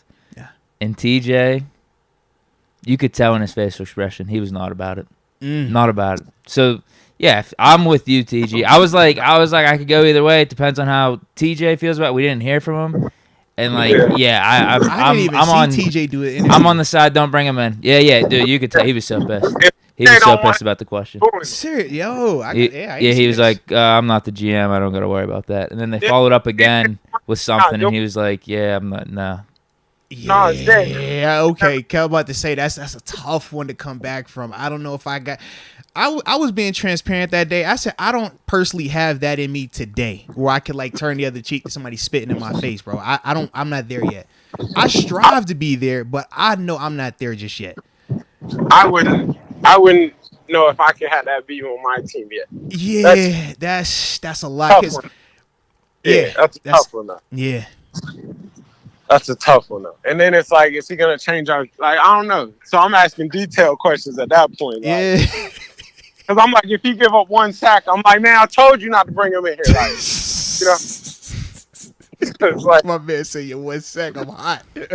He got to be perfect, Dagan. If you gonna bring him in after he spit in my face, oh yeah, he better be the greatest tackle of all time. Okay, if we talking for the team, he better be the next. Like, yeah, I need that. I think some teams it's just beef, Yeah. Like some teams it's just beef. It's like Vontaze could have never been a Steeler. Like it just couldn't. I agree. I agree. That would have been tough.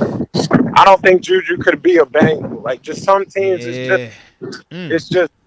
I think him doing that and that making that moment, that's just beef. Like you even said, Moats said he would never be a Patriot, right? Yeah. But I say the vibe is just off, bro. Like if you don't rock with us, it's different. Would you go to Cincy?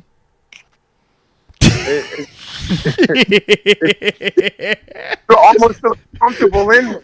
But they say, cause they know your name. You got your little face card over there too. Okay, yeah. They got your number over there. Yep. So it's almost like uncomfortable in a sense. And it gets different when different regimes come in and different stuff to be clears and whatnot. But the fact that it's still those two players still a part of it, yeah. I think that's tough to walk that off. Yeah, and because they were the main two people, it wasn't like somebody spit out or somebody spit on one of TJ's teammates. It was like, nah, you spit on TJ. So yeah, man, absolutely. Ugh. Okay, well that's good. That's good. I'm glad to hear that we all on the same accord with this situation, and glad to hear that TJ is in a good place with this situation. Yeah, I don't think he is. Was it good?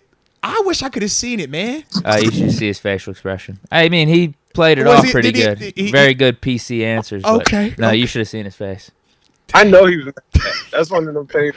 Cause, right, bro, when he read like, cause TJ, I felt guilty, bro. I was on the record saying that, yeah, man, I would, be down for him coming over here because I forgot all about this particular incident. And then as soon as Taylor said it, I was like, dude, I remember this.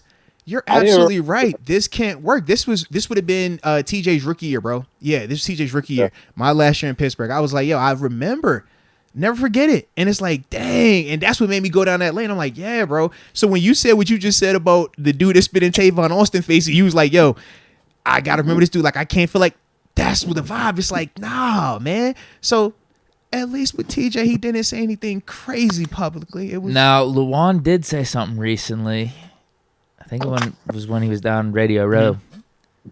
I think it was like, yeah, you know what? Me and Bud talked about it, and we laughed over it because Bud went to the Titans. So, like, he might have said that. I would question the validity of that. I was gonna say I'd be curious to know. You know Bud. TG, you know Bud, just like I know Bud. That ain't the Bud that we know. Yeah. I promise you, I was gonna say I'd be curious to know what, like, certain guys went over there and say when it happened. Yeah. You know, like, hey, bro, what was that about? Because I remember the incident very well, and Bud was, it ain't look like no turn the other cheek. Oh, he brother. Oh, yeah, bro, is that little Martin Luther King over there? He just chill with it. Nah, he ain't give me that vibe that night. I can assure you of that one. And I had the best seat in the house. So yeah, that definitely want the energy. But we also have not heard publicly Bud speaking on this situation. Might need to get him on.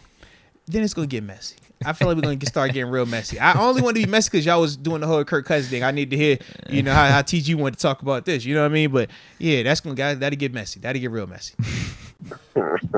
You know that'll get messy. We won't need to be messy. We won't need to be messy like that. I think you keep that out get out the way. Yeah. Yeah,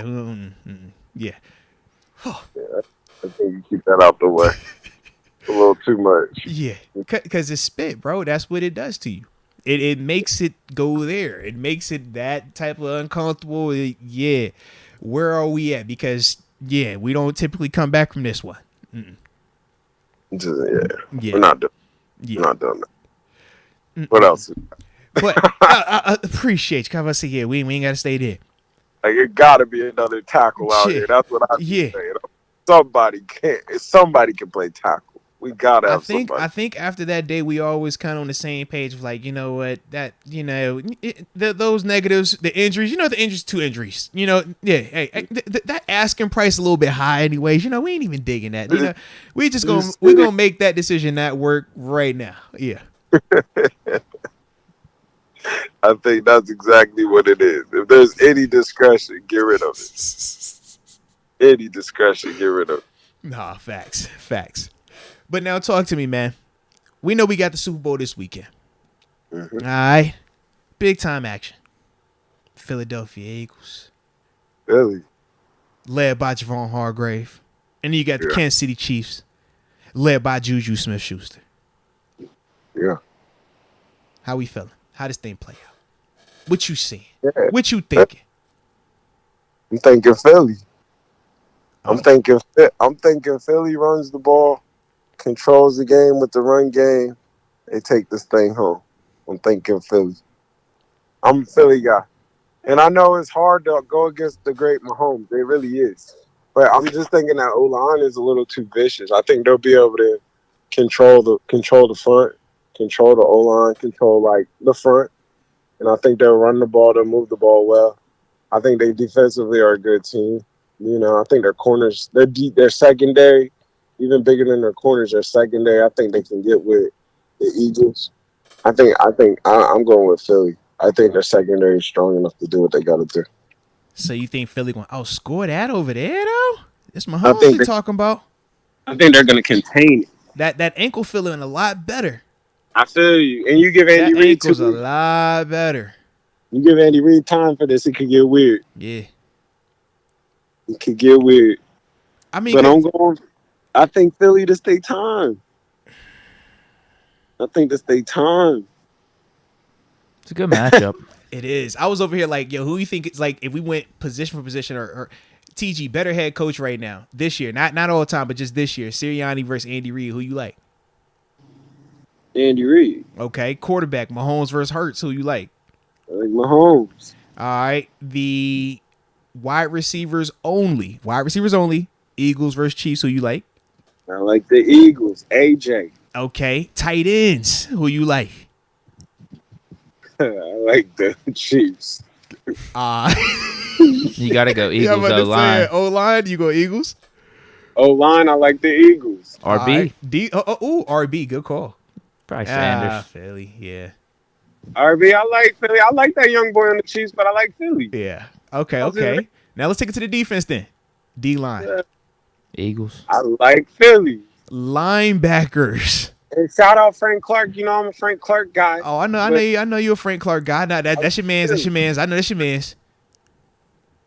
I like Philly. Linebackers, I like the Chiefs. I love every linebacker on this field. It's crazy. Like they nice. They nice. Philly got two. So for all the guys that's the Shazier types, Philly got two of those. Okay. Two of those. They're both in there running.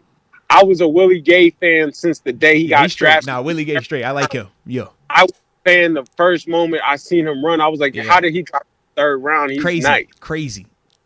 People don't even know Will Gay and A.J. Brown went to the same high school. Like, I'm a Will Gay fan like that. Yeah, that's crazy. I think he's in elite. I don't know how Pittsburgh didn't go get that, but that's a whole nother talk. But I think he's elite. Elite. He went in the third out quietly. I think he's everything you're looking for. Like, I think he's an elite linebacker. But I think Philly's linebackers are both running. I love Kazir White. Shout out West Virginia. You know, I love that. You feel me? Yeah. So it's like, I think that's an even kill. I think everybody in there is running. I think that's the standard of linebacker, though, you know. Oh, yeah, that's today's NFL, yeah. I think they're all defining characteristic. Mm-hmm. Yeah. If I had to choose, I'm going with the Chiefs, though, just because I love Will Gay. Okay. Corners. Philly. Safety. Philly got Bradbury and Slade. That's mean. Oh, yeah. That's mean. Safety, though. How you feel about that safety position? Safety, I like Philly. I think then, he led the league in picks this year. I think it just comes down to Eagles, better overall team. Chiefs got Mahomes. Yeah. I think the game of matchup for sure. I think it's who's going to control the game in the sense of their style. Yeah. I think it all comes down to the O-line, D-line. At the end of the day, like, I think Philly can run the ball and they can control the run game. They win the game. I think if the Chiefs can get a lead, I think if the Chiefs can strike first and they can get up 14-0, 14-3, then it's in the Chiefs world. I just think it's who strikes, who controls the game, like whose pattern or style we're gonna play. Okay. And you liking Philly in this thing. Okay, so let me get that final score prediction in, man. Sheesh. Because I can't even debate it all the way. I'm like, bro, I agree. Like, when we talking position for position, I'm like, yeah, these the ones, like, yeah. The best two teams, 24-21 Philly. Let's get out of there on a field goal last second. You said 22-24? 24-21 Philly. 24-24. 24-21. Hurts game-winning drive. Yeah. Hurts for the win. It's going to be great. MVP? MVP. Okay. This is the year. Shout out to Jalen Hurts then. He was humble in the national championship. He'll get that last word in the Super Bowl. Okay. That would be a crazy full circle moment for him though when you think about his just career. Bama, all of that scenario, like crazy. But here he is, man. Yeah, makes sense. Yeah, doubted to make the jump to the NFL. Yeah. What's his ceiling? Can he be a franchise quarterback? Yeah. Mm-hmm. As tough as it is, I'm going with Philly, and it's hard to go against Mahomes. Mahomes in a big game. Look, I done went against Mahomes a couple times in these big games. You know how I go. A couple times, man. I'm scarred a little bit. I still, he bleed, but that big game, Mahomes a little different. Yeah. Unfortunately, don't give him 13 seconds. I'm being honest with you. Like, it's just hard to. This is like a Tom moment. Like, Mahomes is our new. Is that too much to say? Oh, I'm all for that. You know, I'm down for all of that. I ain't tripping.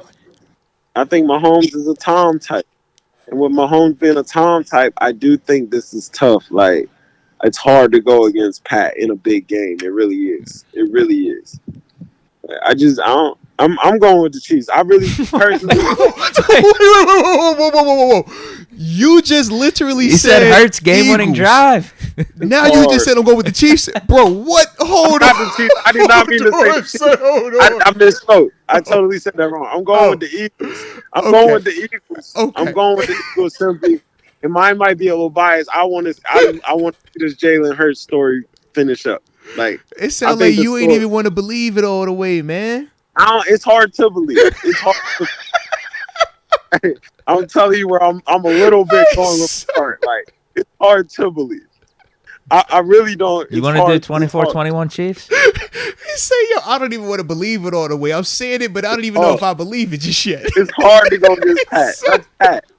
That's Pat. I say, literally, if it's not Pat versus Brady in the joint, I'm over here like, bruh, how do I go against this? Like, how do you go against that? Like, it's freaky over there. That everything they say it can't do, it does, and then some. That's different, man.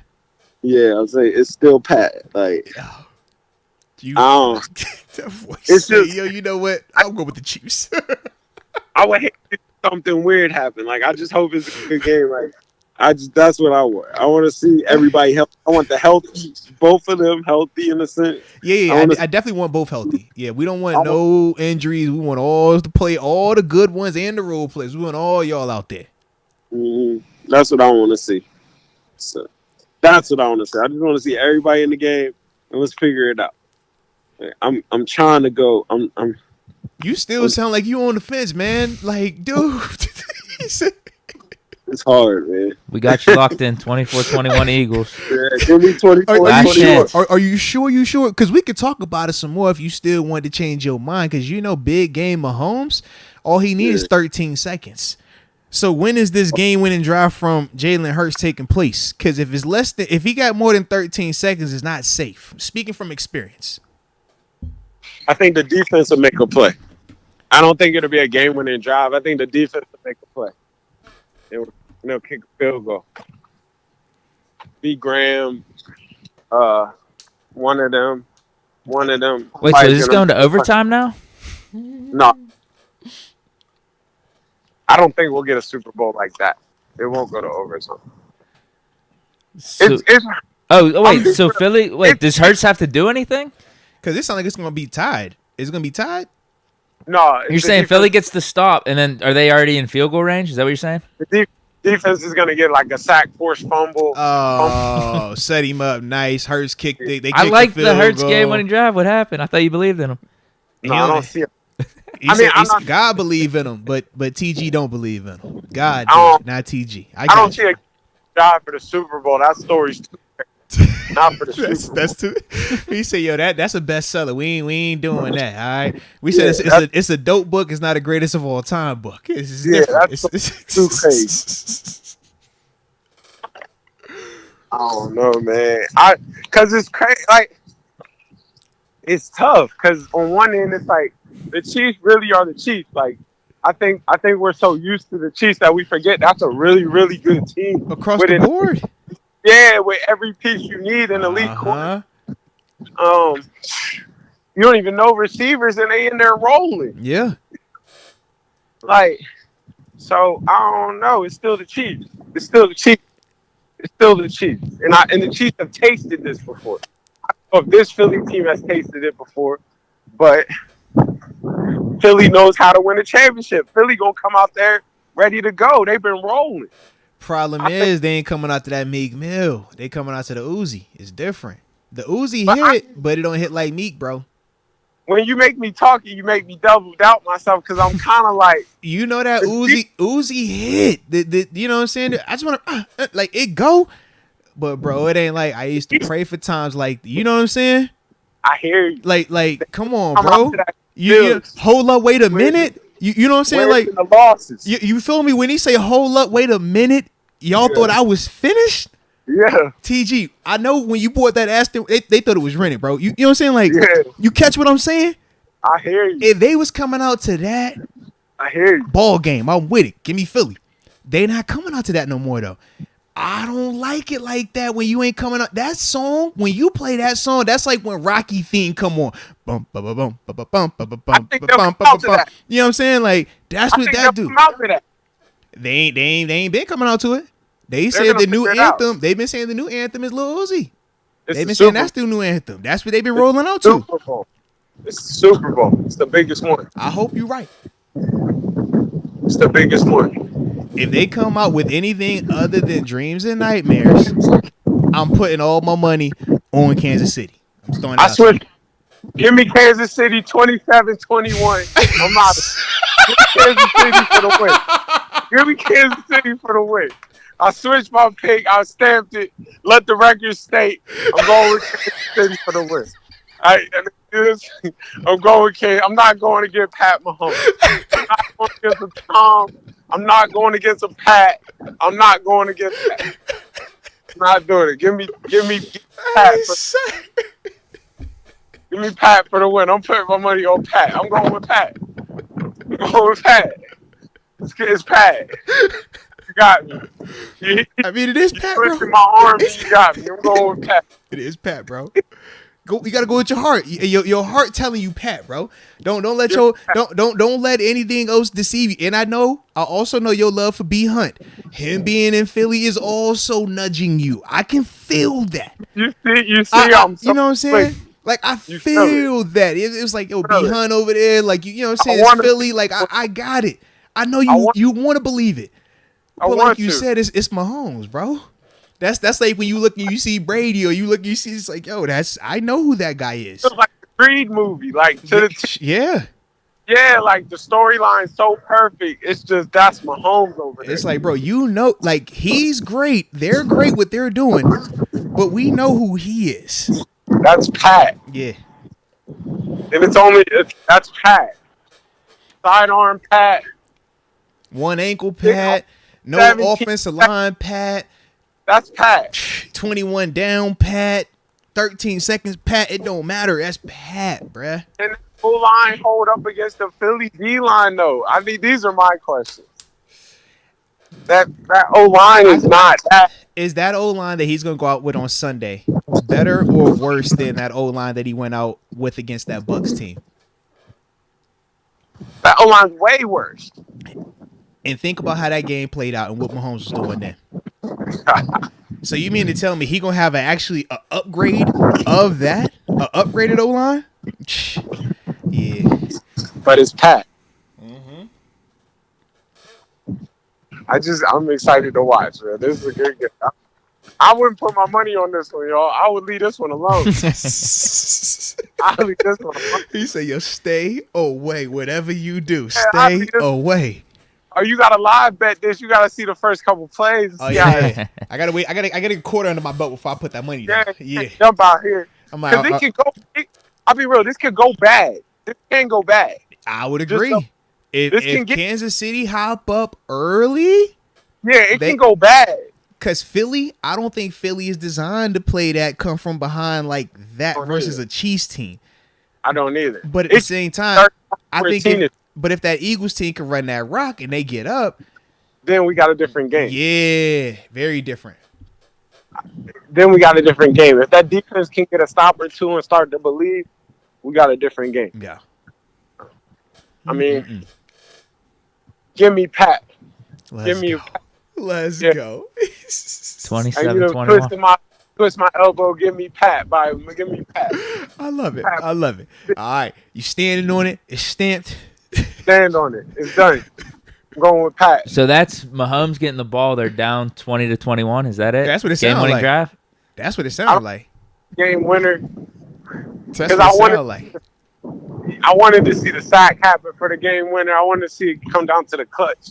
I think they win by at least I think Pat just wins this game. I don't think it comes down to these final moments we're looking for. It's just already done, and it is what it is. Okay.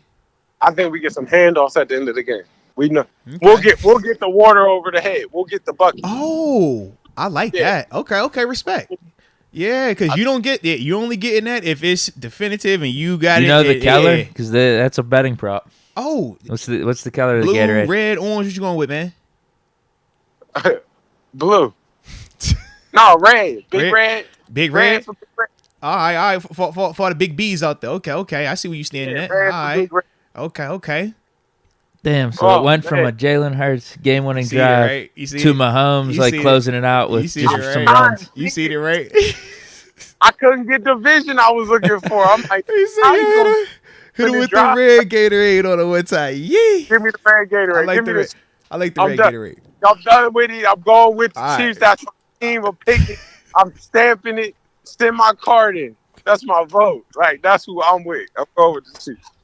Respect it. Respect. We got you locked in. All right. AFC. There it is, bro. There it is. AFC.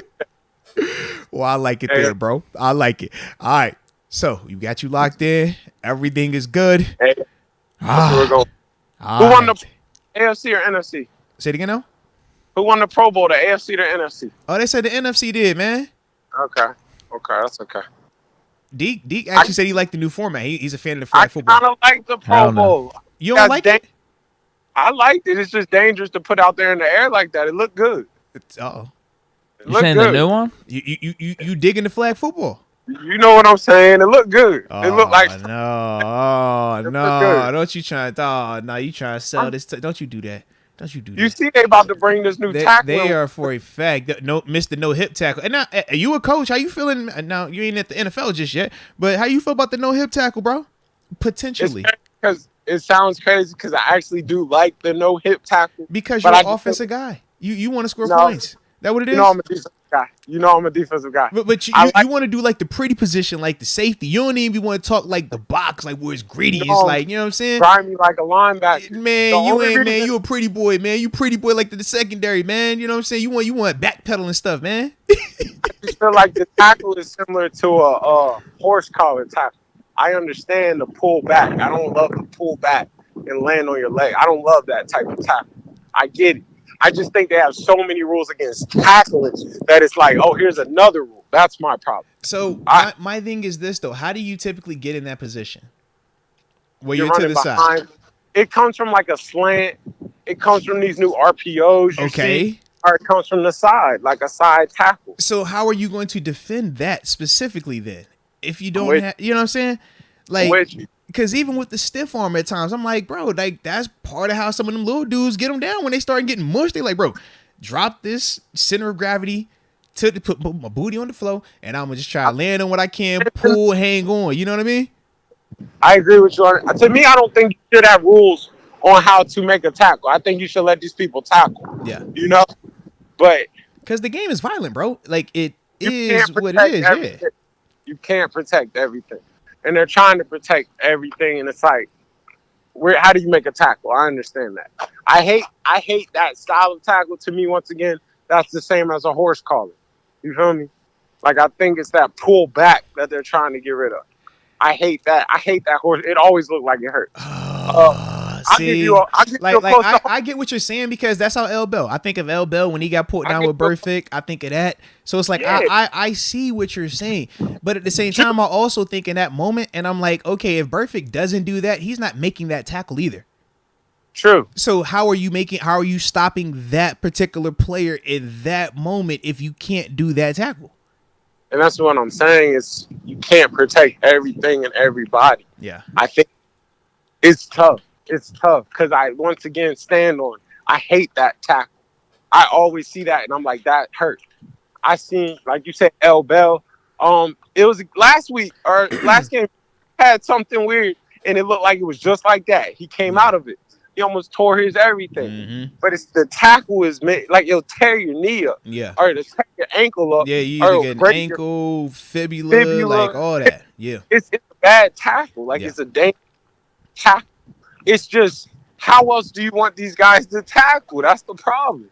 And especially in that particular situation, like even when they talk to quarterbacks, it was like, all right, cool, we'll work on this. We can go to that. All right, that to that, that to that. But with this, I'm like, how are you defending these specific plays that we know are featured now? Like, you're going to get slants. You're going to get RPOs. That is today's NFL. So you're going to be in that position every single time. I agree with you. To me, it makes the corner play almost impossible. Like, because it's like, you can't touch these dudes. Yeah. Now you really can't be outside in trying to make a tackle. You can't, like, it just, what do you do? Yeah. You know? It gives, like, how do I make this play? I can't do this. I can't be here. If he tries to lower his shoulder on me, I can't hit him. If a quarterback takes off, like, a quarterback should be so able to run you over at this point because you can't hit him.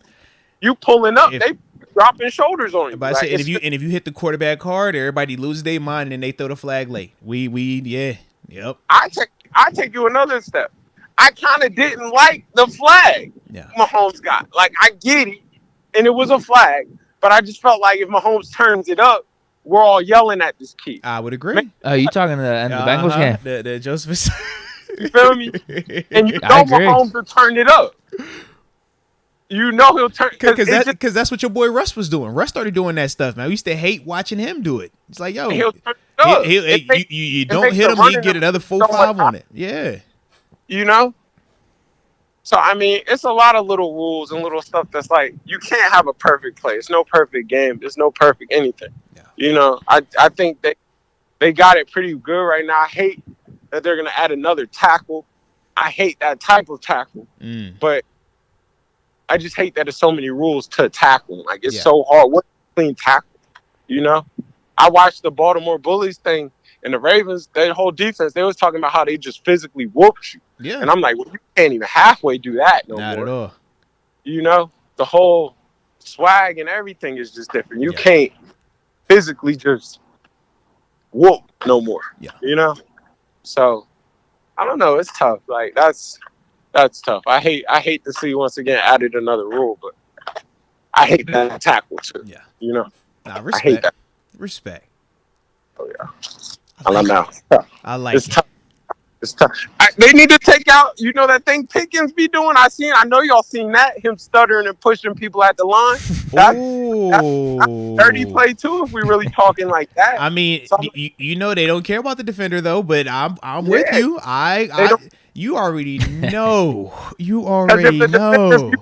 On them is pass interference. Exactly, and that's the competitive advantage. That's no different, bro. That'd be like with them gunners. If a gunner were to run a fake route, it's like, yo, how do I know if he's running a route or if this is actually him going down here to chase to force a fair catch? Like, absolutely, I'm with you, bro. I'm with you. Yeah. So like, just making it make sense. Yeah. You know. But it's designed for offense, man. You know that. 100%. Yeah. Every time. So yeah, though. Now, respect. All right. You know, I appreciate you, baby. Absolutely. And then we're gonna see which of your picks, plural, hold true next week. You know what I'm saying? One of your picks. You done gave us like 30 picks in like the last. You know what I'm saying? One of them. Give me the Chiefs. I'm going Chiefs. Yeah, I'm with you. Yeah, you said Chiefs. Yeah. Chiefs. Final answer. I got you, Chiefs. Yep. Final answer. Yeah. My dog. Hey, appreciate you again, bro. My guy. Let's go. Let's go. Shout out to Terence Garvin right there, man. From Pittsburgh Steelers, West Virginia Mountaineer, but more importantly, my locker mate. Where do we want to go? 605. How we do that again? LeBron. That's how it happened. LeBron was how it happened. Man, let's get these prospects in. Okay. Let's do it. We got like 1, 2, 3, like 7 super chats I got lined up here. So yeah, if we do prospects and end with those, That's what I'm thinking. I'm good with that. Yeah. All right. So that'd be the play then. That will be the play. Excuse me. Oh, you hit that like button one time for the culture. Take me a little sip of the Yizak.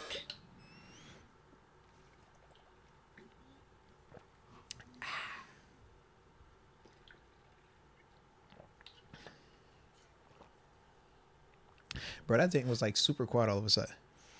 I just kind of I just tried to let it be quiet. Yeah, I was like, yo. Real tranquil. Absolutely. There we go. God, dog. Had to clear my throat, man. Let me clear my throat. So, we have been hinting and talking about just discussing some of these top D-line prospects, man, and some of the things that we like about them and how we think they could fit with this Pittsburgh Steelers team and if we should consider drafting them now. We know some of them have a lot higher of a price tag to even potentially acquire.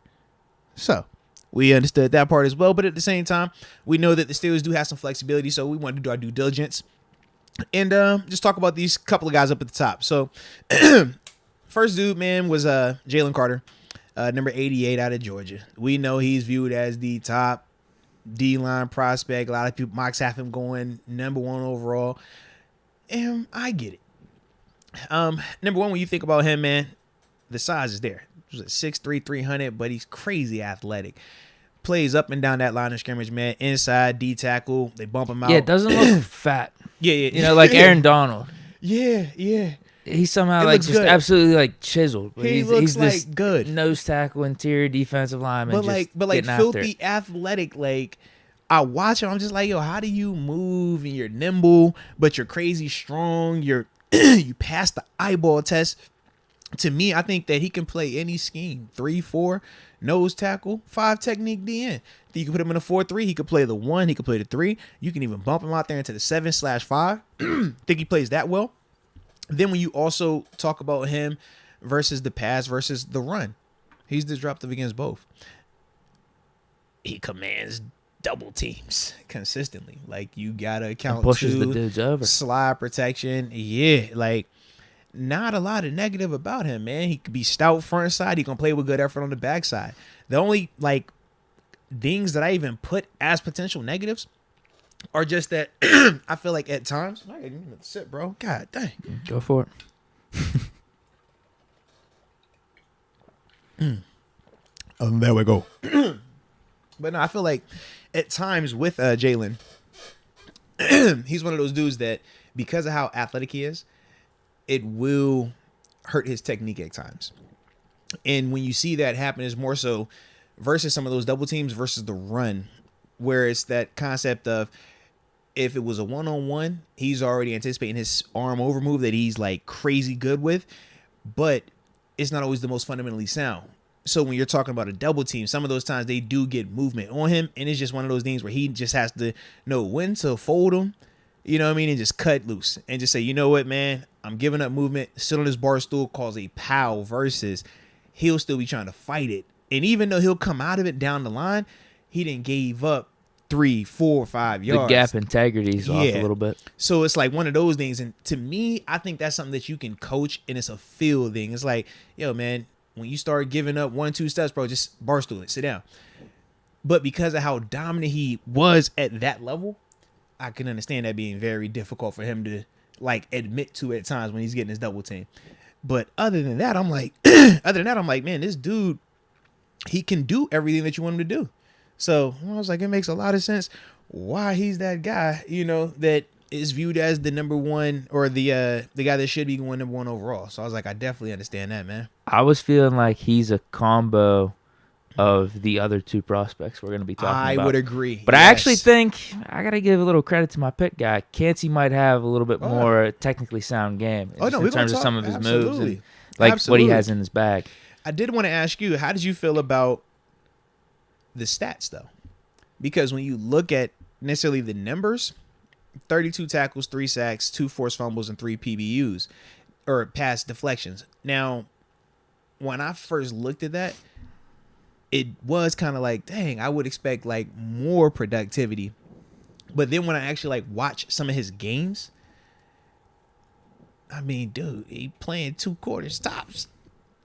Lucky to get him to the 3rd quarter, you know what I mean? And then it was like they was literally just taking him out because they would be up by like a lot of points. So that was like my other issue. So I'm like, okay, maybe that's part of why the numbers aren't as gaudy as you would think they should be. Like when you think of Kalijah Kancey, he has numbers. But like you would think that this guy should have like crazy numbers. But that was kind of like where I was stuck with just that part in terms of him being productive versus just being crazy with potential right now. Yeah, I get what you're saying. That's part of it, having to sit out at some point in the game. Yeah. But also, right, whenever you watch it, because I was thinking the same thing. I'm like, damn, they're kind of disrespecting Kancey here. I know they're saying Jalen Carter's this #1 overall pick. He should be picked in the top 5. How about we give some more respect for Kancey? Now, I get Kancey's more undersized than Carter, but productivity is productivity. I think the things that are in Carter's favor would be going up against the SEC week in and week out. But also, you just have to watch him. Like, if you just watch him, like, he looks like a man amongst boys out there. Yeah, like, you'll watch how he collapses the offensive line at times, and you're just like, bro, even though he didn't make the tackle, he made it so easy for this guy that made the tackle. I'm just like, yo, you got the stab, but he made the play right here. Like, that shows up a good amount as well with him. Yeah, that I think more. I feel more concerned about the other dude than Carter in terms of productivity, the Clemson guy. Yeah. To be honest with you, because it's similar. They only have like 2 or 3 sacks, something like that. But yeah, with Carter, I just think he jumps off the screen whenever you watch him. Yeah, I would agree. I definitely would agree with him, man. Yeah, like I said, there's not a lot of negative up there. If I want to nitpick, okay, I like him better as a penetrator or the one-on-one guy in pass rush versus when they use him as the looper. When somebody else goes, he has to wait and then go, because I think it takes away from how explosive he is and how powerful he is, and it allows the offensive guy to kind of get a chance to like get back and get set up for him. I think that's probably like a knock, but other than that, I'm like, yo, I ain't gotta put him as a looper. Yeah, maybe he could improve his technical skills a little bit more, but like that part. But that's nitpicking, you know. But in terms of who you feel confident about, it's like I get why people are as confident as they are about him. Like, we don't always say that with some of these prospects. It's like, yeah, they got this dude rated pretty high. We're like, I don't really agree with this. With this dude right here, though, it's like I can see why. Yeah, absolutely, man. All right. So shout out to Jalen Carter. Second dude, Brian Bresee. Bresee. Say that correct. 6'5", 305-pound sophomore. Out of Clemson, number 11, played in 8 games, 15 tackles, 3.5 sacks, 1 pass deflection. Now with Brian, some of the pros with him, man, he's also a very big athletic player who has some similar positional flexibility. Emphasis on similar, not the same, similar. I think he's very athletic, man, but I just don't think he's as athletic as Jalen Carter. I think that for him, I love him in a 4-3 as a D tackle. I think he can also play D-in on occasion. I think in a 3-4, he's a D-in in that, a 5 technique. Think like Tua, think like Cam. I think that he does have high-end potential as a D tackle full time.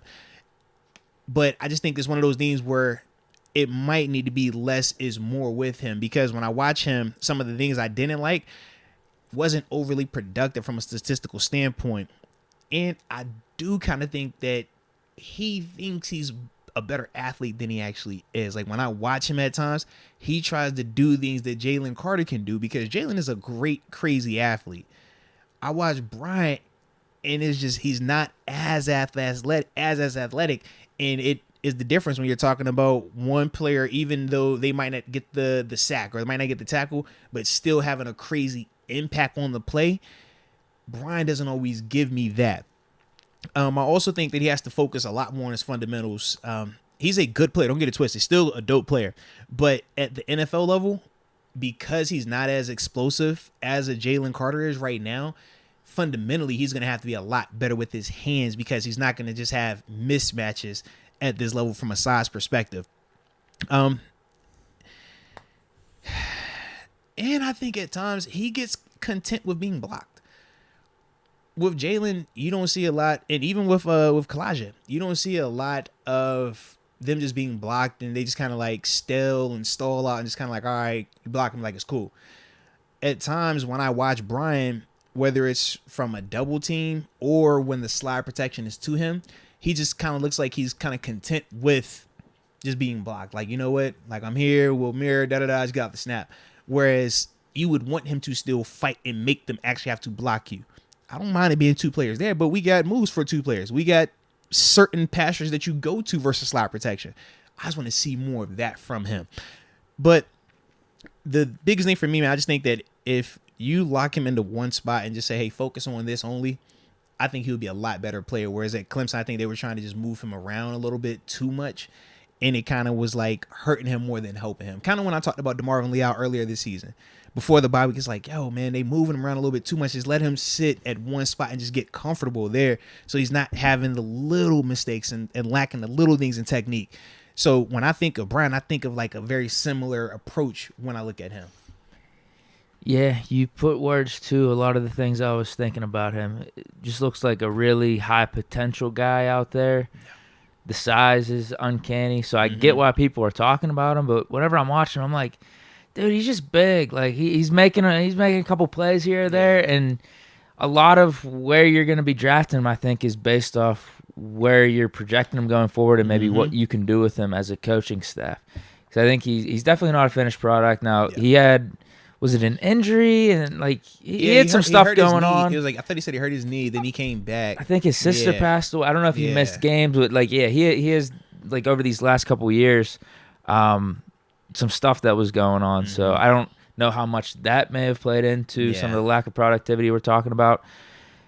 Yeah, it's just I think big dude, high upside because you could see the athleticism there. You're right. It's just not first overall pick worthy type of athleticism like Jalen Carter. I don't really want him for the Steelers.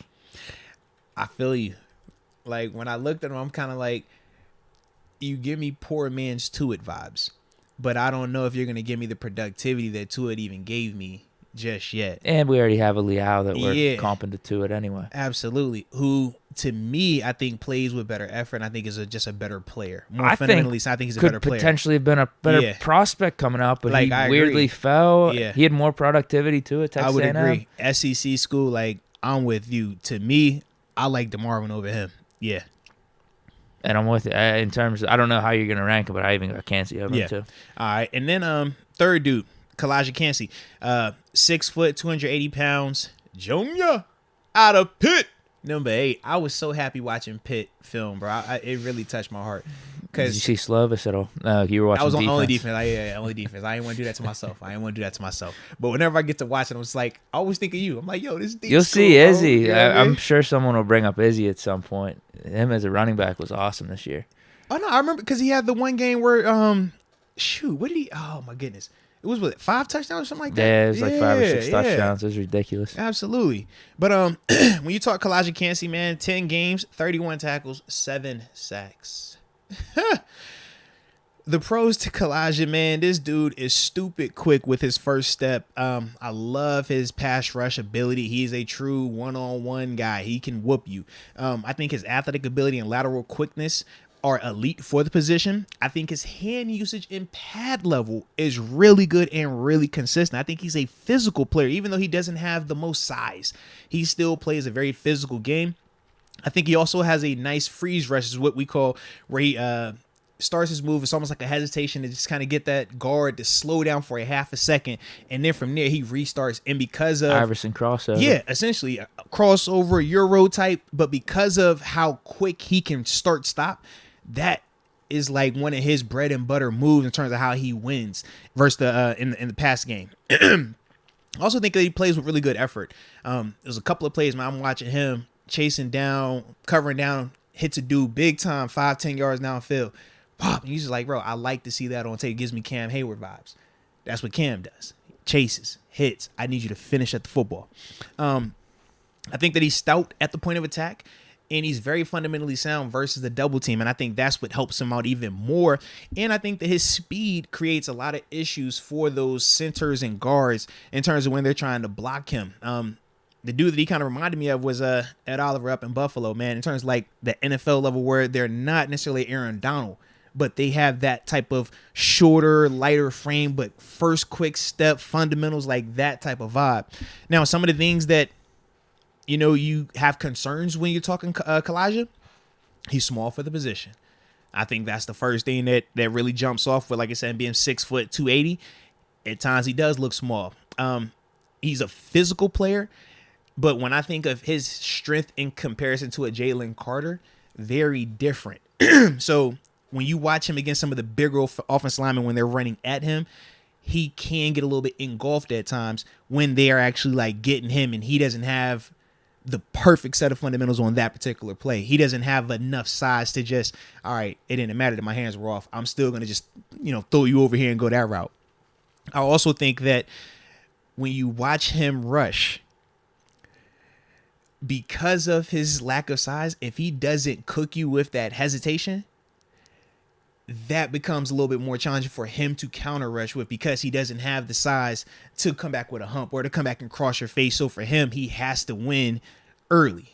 And that is just one of those things where it's like, it's no issue as long as you're winning. Like, you want the guy that can win first up, counter, and all that other stuff. But it's like, you still can get off with this, but he's going to have to refine certain things at this level because of the size. But other than that, man, I just think for him, he just has to make sure that he's fundamentally sound. If you're undersized like how he is for the position, just got to make sure your hands are good. As long as his hands are good, I think that he'll be fine. The way I ranked him, similar to you. Jalen Carter, clear cut 1. I got Kalijah at number 2. I don't care about him being small. I love how productive he is. I love his first step. I love the effort that he plays with. I have Brian at 3, Brian Brissy, just because, like I said, I love his size and athletic ability, but I want production. And that's always my dilemma when we talk some of these prospects. The balance of, he was crazy productive, but what is his ceiling? When I think of Brian, it's like, I think he does have a high ceiling in contrast to maybe Kalijah, because Kalijah is smaller. But to me, I don't know the likelihood, of Brian ever actually reaching some of that potential. Whereas Kalijah, I feel very confident that he's going to be able to come in and help somebody squad out. He's already got a bag, man. Because of like how he plays, man. Like, he's polished. He's got some You tools. watch him, he's polished, bro. He's polished. Okay, I got a couple questions here. Yeah. So you brought up the Jalen Carter question of like, what did you think of his productivity? Yeah, Are you thinking about Cansey over Carter at all? My only issue is the freaky size, bro. I always say you can't coach that, and he does have that. Like, you like the technician aspect of Cansey, though. Oh, because I'm a fundamental guy, and I can't relate to Jalen Carter. I can relate to Kalijah Cansey. So for me, it's like, if I'm picking, I love. Dude, he was a what beast Kalijah since does. freshman You know what I'm year saying? at Like, Pitt, though. Like, he just constantly got better as the years went on for him. Yeah, but you can, like, his fundamentals are the reason. When you watch him play, he is very fundamentally sound. Like, Jalen Carter isn't like that. Brian Brissy isn't like that. When you talk fundamentals, usually that's what you start talking like 4th, 5th year players, or when you're at the NFL level, it's like, he's a technician. Kalijah is a technician. And that's why it's like, I think his game is going to transfer just fine. The question mark for him is just, how fundamentally sound can you be on a play in and play out basis? Because at the NFL level, them ACC guards and centers are big. They're even bigger at this level, though. They're faster, they're stronger, they're smarter. So you're going to have to evolve as well. I just think that his floor is so good because of his fundamentals already being there that I'm like, I like him wherever he's going to go, because he's going to give you a certain level of play year 1 because of those fundamentals. At this level, the fundamentals matter a lot, man. How would you feel about him in our system? Would it just be a lot for nickel packages, him and Cam Hayward at that D tackle spot? Initially, I'm going to look at him and see, can he be Larry Ogunjobi? And what I mean is this. Larry versus the pass and nickel package, we love him, right? I think Kalijah could be better, though. In terms of just that element. Larry versus the run and our base package, Larry a dog. Larry got a lot more size, though. That's the question mark that I have when I think Kalijah. I'm like, I definitely feel like it's an upgrade sub package. I definitely feel like it's an upgraded pass rush. I don't know, though, if that's going to be able to play the run in our defense 3-4, where it's and then that's with who? Montrevious playing nose tackle. Yeah. Kalijah we light. Hayward. We getting lighter. Whereas like with Larry, he's just a bigger physical. So it's like think about when we see plays going at Larry, how it's like, yo, it just feels like the line just stops sometimes. Kalijah, to me, is built more for like that 4-3 where he can penetrate. Let him be in a 3-tech and just go. And that's why sub package for us, I think he cooks in that. Yeah. I think he goes. But when we're talking our base defense and he got to sit here and play 5 technique DN, hey, keep them LB clean. You know what I'm saying? Like, that's not his game. I don't want him doing that. Be disservice to him. Correct. Unless you could develop that in a couple years, have him gain weight or something. Yeah. But then I'm just like, I don't want to put weight on him if that's going to negate what he's special at, which is his quickness. To me, like, that's his bread and butter. I don't want to touch his speed. I love his fundamentals. Like, it's just a weird thing, though, because with some of the other guys, you're like, okay, man, on base, just put him at nose tackle. I don't think he can do the nose. I don't want to put. Yeah. So that's like my dilemma with him. Because other than that, I like him a lot. Like, yeah, he's good. I just didn't really think he was that him, much of a possibility for us because of that. It's like, okay, he's only gonna probably play like 50% of the time. Yeah, like when you were talking about him, like before I like really went and like watched him on tape, I was like, all right, man, Deke just gassing him a little bit, man. And then I seen obviously some of the mock drafts and stuff. I'm like, all right, but you cut the tape. I'm like, oh no, I get it now, man. Like, yeah, dude's like super good. The big difference between, like you said, him and Jalen got the size.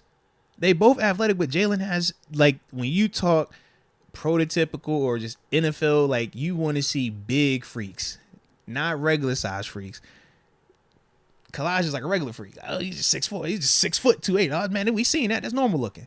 This one over here, like you said, it's like it almost like a creative player. Think about Jadeveon Clowney when he came out. How everybody's like, yo, even though he's not the most productive player, it's like, bro, what is that? Mario Williams. Bro, Reggie Bush was supposed to be number 1 overall. And it's like, yo, what is this freaky, like, just, they love that. So it's like, I get why they love Jalen Carter. You take Canty over him, huh? You know if how you I were feel. the GM. You know how I feel. You know what I want, bro. You come on, man. Don't you know, because you heard the names I was saying, and you know how I feel about some of them names. I'm like, you know. I'm like, yeah, Clowney and Addison's not, or Mario Williams not that, not that type of dudes to be writing home about. Yeah, man. Yeah, man. You know how I feel about it, bro. Yeah. I weirdly think Jalen Carter would be better for our system. He would be amazing in our system. That's why when you asked me a couple weeks ago, and we're like, yo, if you had the number 1 overall pick, what would you do? And I'm like, I'm either going Peter or I'm going Jalen, because to me, Jalen is your answer. He's your 5 technique. He's your base. He's your 5 technique and base. I could put him at the nose if I had a situation where I still wanted to keep Cam and DeMarvin and let him develop. When I go sub package, where he can play the 3, he can play the 1. Shoot, if I want to bump him out there and we go big nickel, he gonna destroy them tight ends over there.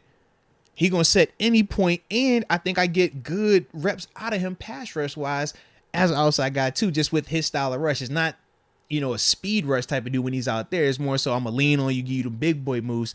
But I just think he has that type of versatility in a 3-4. It's special. Absolutely. Kalijah is just like, man, if we was going to be in sub package the whole time, I love him. But that's my whole dilemma. And he's not good. He's not a guy you can get. I don't think you're getting him in a second. You're not getting him any. He's gone, bro. Kuiper had him in the top. He got 10 him what, 10? 11. Yeah. I'm just like, the longer this goes around and the more people watch tape on him, the more he's gonna get buzzed, bro. I think that it's just one of those things where he went to Pitt and people were like, yo, down year for Pitt, ACC, and don't talk about him like that. But you watch his tape, man. The dude can play. When he went up against Tennessee these last 2 years, he was cooking. I watched. Yeah. He was doing fine. Mm-hmm. It's just that, I guess there's a little bit of a difference if you're doing that week in and week out. Yeah. Man, what am I doing? I'm not even trying to take shots at the ACC or the conference that Pitt plays here. I don't want to be doing that. You low key did things. No, ACC was probably the worst conference last year. It was bad. Down year. But he looked elite. And that's all that matters. It's like, I don't care who you play. Just don't look like your competition then. You know what I mean? Yeah. And I don't even know how much that matters in the long run because how many good pro players does Pitt put out? Yeah. We do. Like, for pound for pound, the guys that do go in the league end up being pretty damn good. Yeah. Now, maybe Miami or Texas, some of these other schools get more guys drafted. Yeah, probably like JMU, too. I know they in that convo every once in a while. Danucci. Yeah. Go Dukes. So I guess we have the same top 3, although if you're GM, you're drafting Canty. Who you taking? No, I would take Carter. Like, Yeah, that's the question though. It depends. Like I'm thinking maybe more a little bit Steelers. Like, oh man, I think Jalen Carter would be perfect for us. But maybe if it's another team that's 4-3 all the time, I think it's more of a discussion for sure. Yeah, I think it's a lot more of a discussion. If it's a 4-3, I could make a case for Kalijah, bro. Like, he is complete. The only knock is the size. That's your question. Can he hold up the same way we look at Aaron Donald? Because, like, I know Aaron Donald and his strength is crazy, but he's also crazy fundamentally sound. So when you throw his strength with his fundamentals, first step, perfect storm. That's the part with Kalijah. I'm like, can you? Because that's Donald how was AD has like survived. More also. Stout coming out. Yeah, you know what I mean. Just Donald like thicker. rocked up. Yeah. Whereas Cansey, you could almost at times you could put him on the edge and he could look like an edge rusher. Yeah, I don't know what he does with that. Yeah. How do you train? How do you hit the gym? Because you want if you could get the combo of both, right? That would be like Jalen Carter with Cansey's technical skills. It would be Aaron Donald, or you said the big size. Oh, sure. No, Donald, because they're both the same size almost. They're like 6 foot. Yeah. 6'1". If you can get all that put together, is Aaron Donald. If you don't, well, like we said, that's why I did the Ed Oliver, because I don't think he's Javon Hargrave. He's like, Wob is still like squattier. You know what I mean? Even though Wob in the 4-3, he's getting off the ball and stuff like that, he's just built differently than Kalijah. Mm-hmm. Super chats 6:30 right now. Let's do it. Let's run through it. Let's go. Damn. Hey, bro, we was having a good time, man. You know, and I think the people like when me and you bump a little bit too. I don't know if you be like picking up on that. Whenever me and you bump a little bit, they be in the chat like, yeah, we like this. Keep it going. Like, we don't really bump like that though. It's only quarterback. I hope you guys liked it. And now LeBron and Jordan, we figured out our two things that we gonna bump on. I got nothing against LeBron. And Kirk Cousins, we definitely gonna bump on Kirk. We're gonna bump on Kirk. That's what I mean. I was like, I don't even feel like having this debate against LeBron because I think he's great. Like, how you think I feel? I'm like, bro, I'm debating against Jordan. I don't want to debate against Jordan. I love Jordan, but this is what you wanted to do to me. Like, I was like, yo, why you doing this, man? Like, I didn't want to. You just chose violence today, bro. Yeah. I wasn't feeling it at all. He just chose violence, bro. He was like, you know what? F LeBron. I don't even like bro. I was like, dang, what did you do today? Russell Schwartz, LeBron will never make the top 5. Hold on. Say it again? Russell Schwartz says LeBron will never make the top 5. Oh, man. That's He's a little 2. spicy. I got him at 2. I think LeBron and Jordan are a tier above. He says just never in the top 5. Like, never? Ever? Come on, baby. King Stacks. Yo, Moats, do me a favor, my friend. Go ahead and take all those shoes behind you and sell them afterwards and replace them with LeBron's. Ooh. So you're satisfied. We moving goalposts, though. Well, I think that is one thing we could both agree on. Jordan's definitely more of a GOAT in the shoes than LeBron. I don't even think it's close. But then we also say LeBron's more of a GOAT because he became a billionaire while being an active player. No, but I'm saying you're taking Jordan shoes, like the catalog. It's not even close. I'm saying I'm taking Jordan shoes, but I'm taking LeBron's overall bankroll. So where's he at compared to Jordan? He's at $1 billion while he's still playing. That's what I'm saying. Jordan wasn't at $1 billion while he was playing. That's all. Yeah, I guess LeBron just has to on a team. Although I don't know what the difference that makes, but yeah, that's how I look at it. I'm like, one did it while he was playing. That's all. We ain't going there. We ain't doing this. We ain't doing this, King Stacks. We are not doing this. What is LeBron's best shoe? Is it his rookie year? Some people like those. Some people like the 9s, the South Beaches. Yeah. The 9s were nice. 9s are fire. Just depends. 2s had an iconic look. I don't know if you can have the 2s though.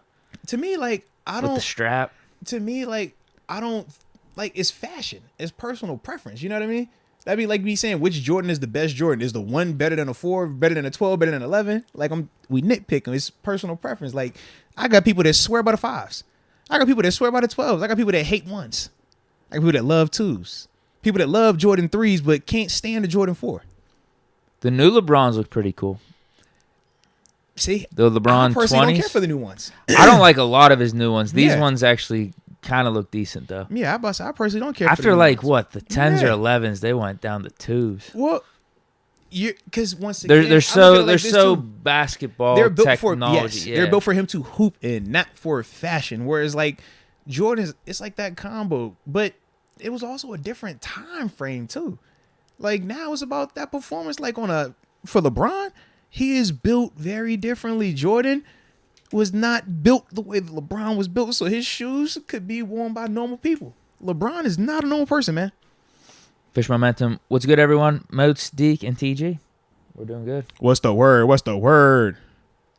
Stan Claire, swear jar. Been good lately, I think. Good for you. I like it. Our Barley 18. Kirk is so bad. Then wears 14's big numbers. GP isn't far off of JJ. Why them big numbers hit so different? Hey, son. Kirk sucks. He trying to take a shot at your boy. I peeped what you just did. I peeped what you did. He took a shot at your boy. Because is Justin Jefferson that much better than George Pickens? Yeah, right now. Oh, wow. Okay. All right. I thought that George Pickens was an elite receiver, though. Had the potential to be. Oh, yeah, for sure. For sure. What's the difference? Justin Jefferson has 3 years of, what was his rookie year? 1,400 yards. Second year, 1,600 yards. Last year was 18 or 19. Do you think if George Pickens got the same targets his rookie year that Justin Jefferson got, that he would put up similar numbers? You think he's capable of that?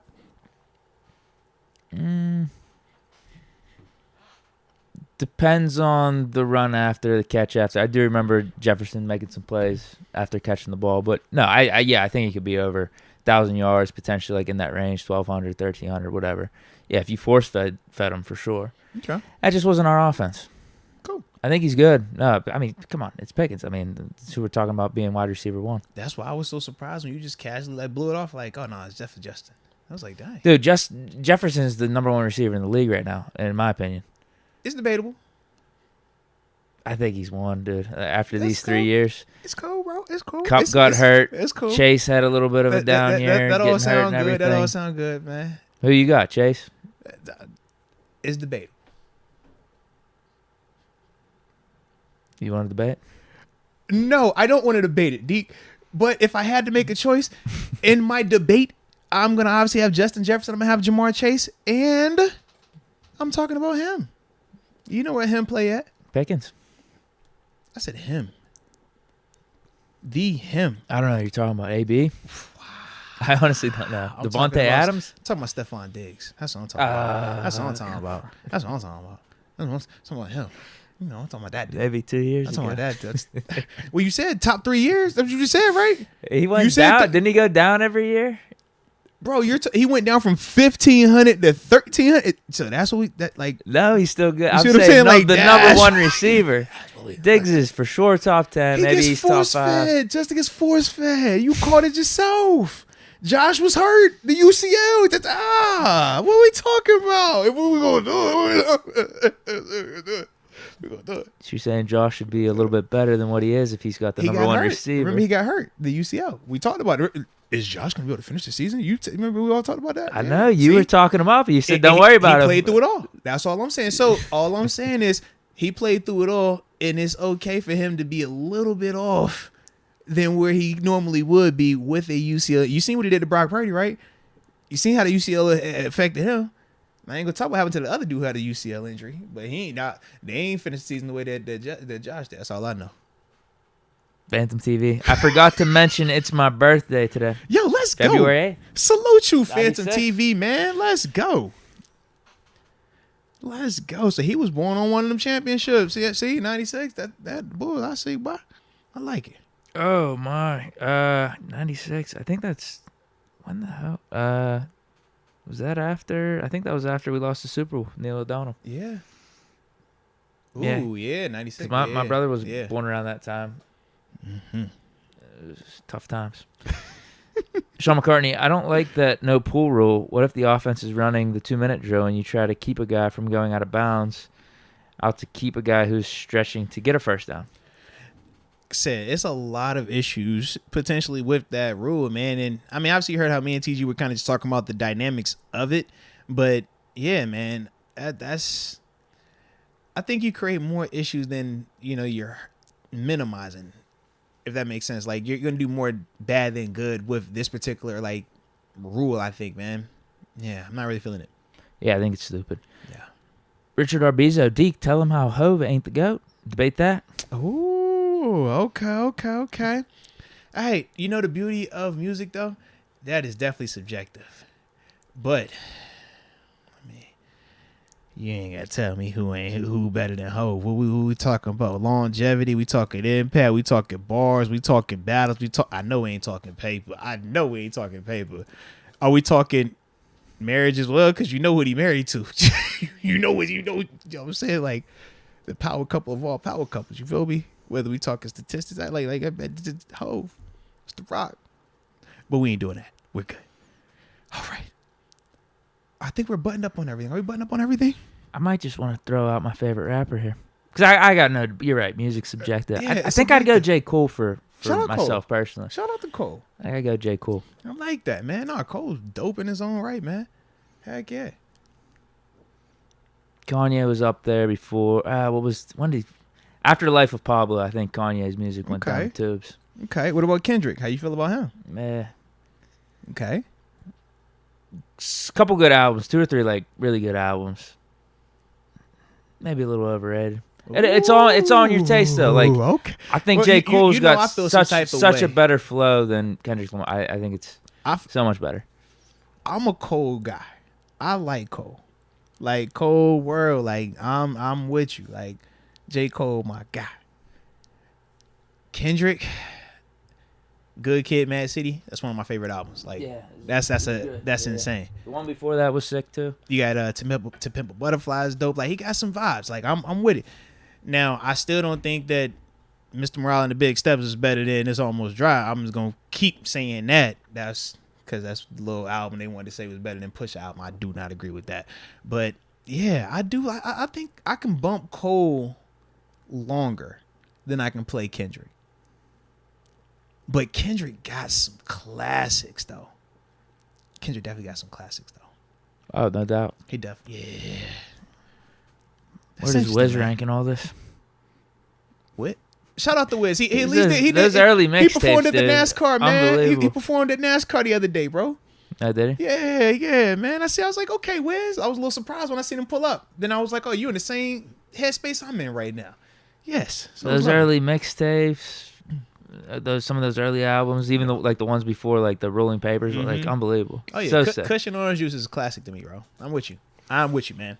All right, but dude, it is 6:42. We do that here ready to roll. I think we caught up. We got everything. Fisher Momentum, I think, just shout dropped out to Fisher Momentum, man. He said, "Pull up to Ambition this Friday." You heard what that 8 man p.m. said. to You 12 heard what he a.m. said. Hashtag PR. You heard what he said. Salute you, Fisher Momentum. I like that too, man. I like that. All right. So with that being said, we're done for today. We back tomorrow. Tomorrow's Thursday, right? Yeah. Back tomorrow. All right. So, with that being said, man, appreciate the heck out of y'all, man. Rocking with us. We rock with y'all. You rock with us. You know how we do. Hit that like button. Subscribe on the way out of this thing. And until next time, baby. Peace.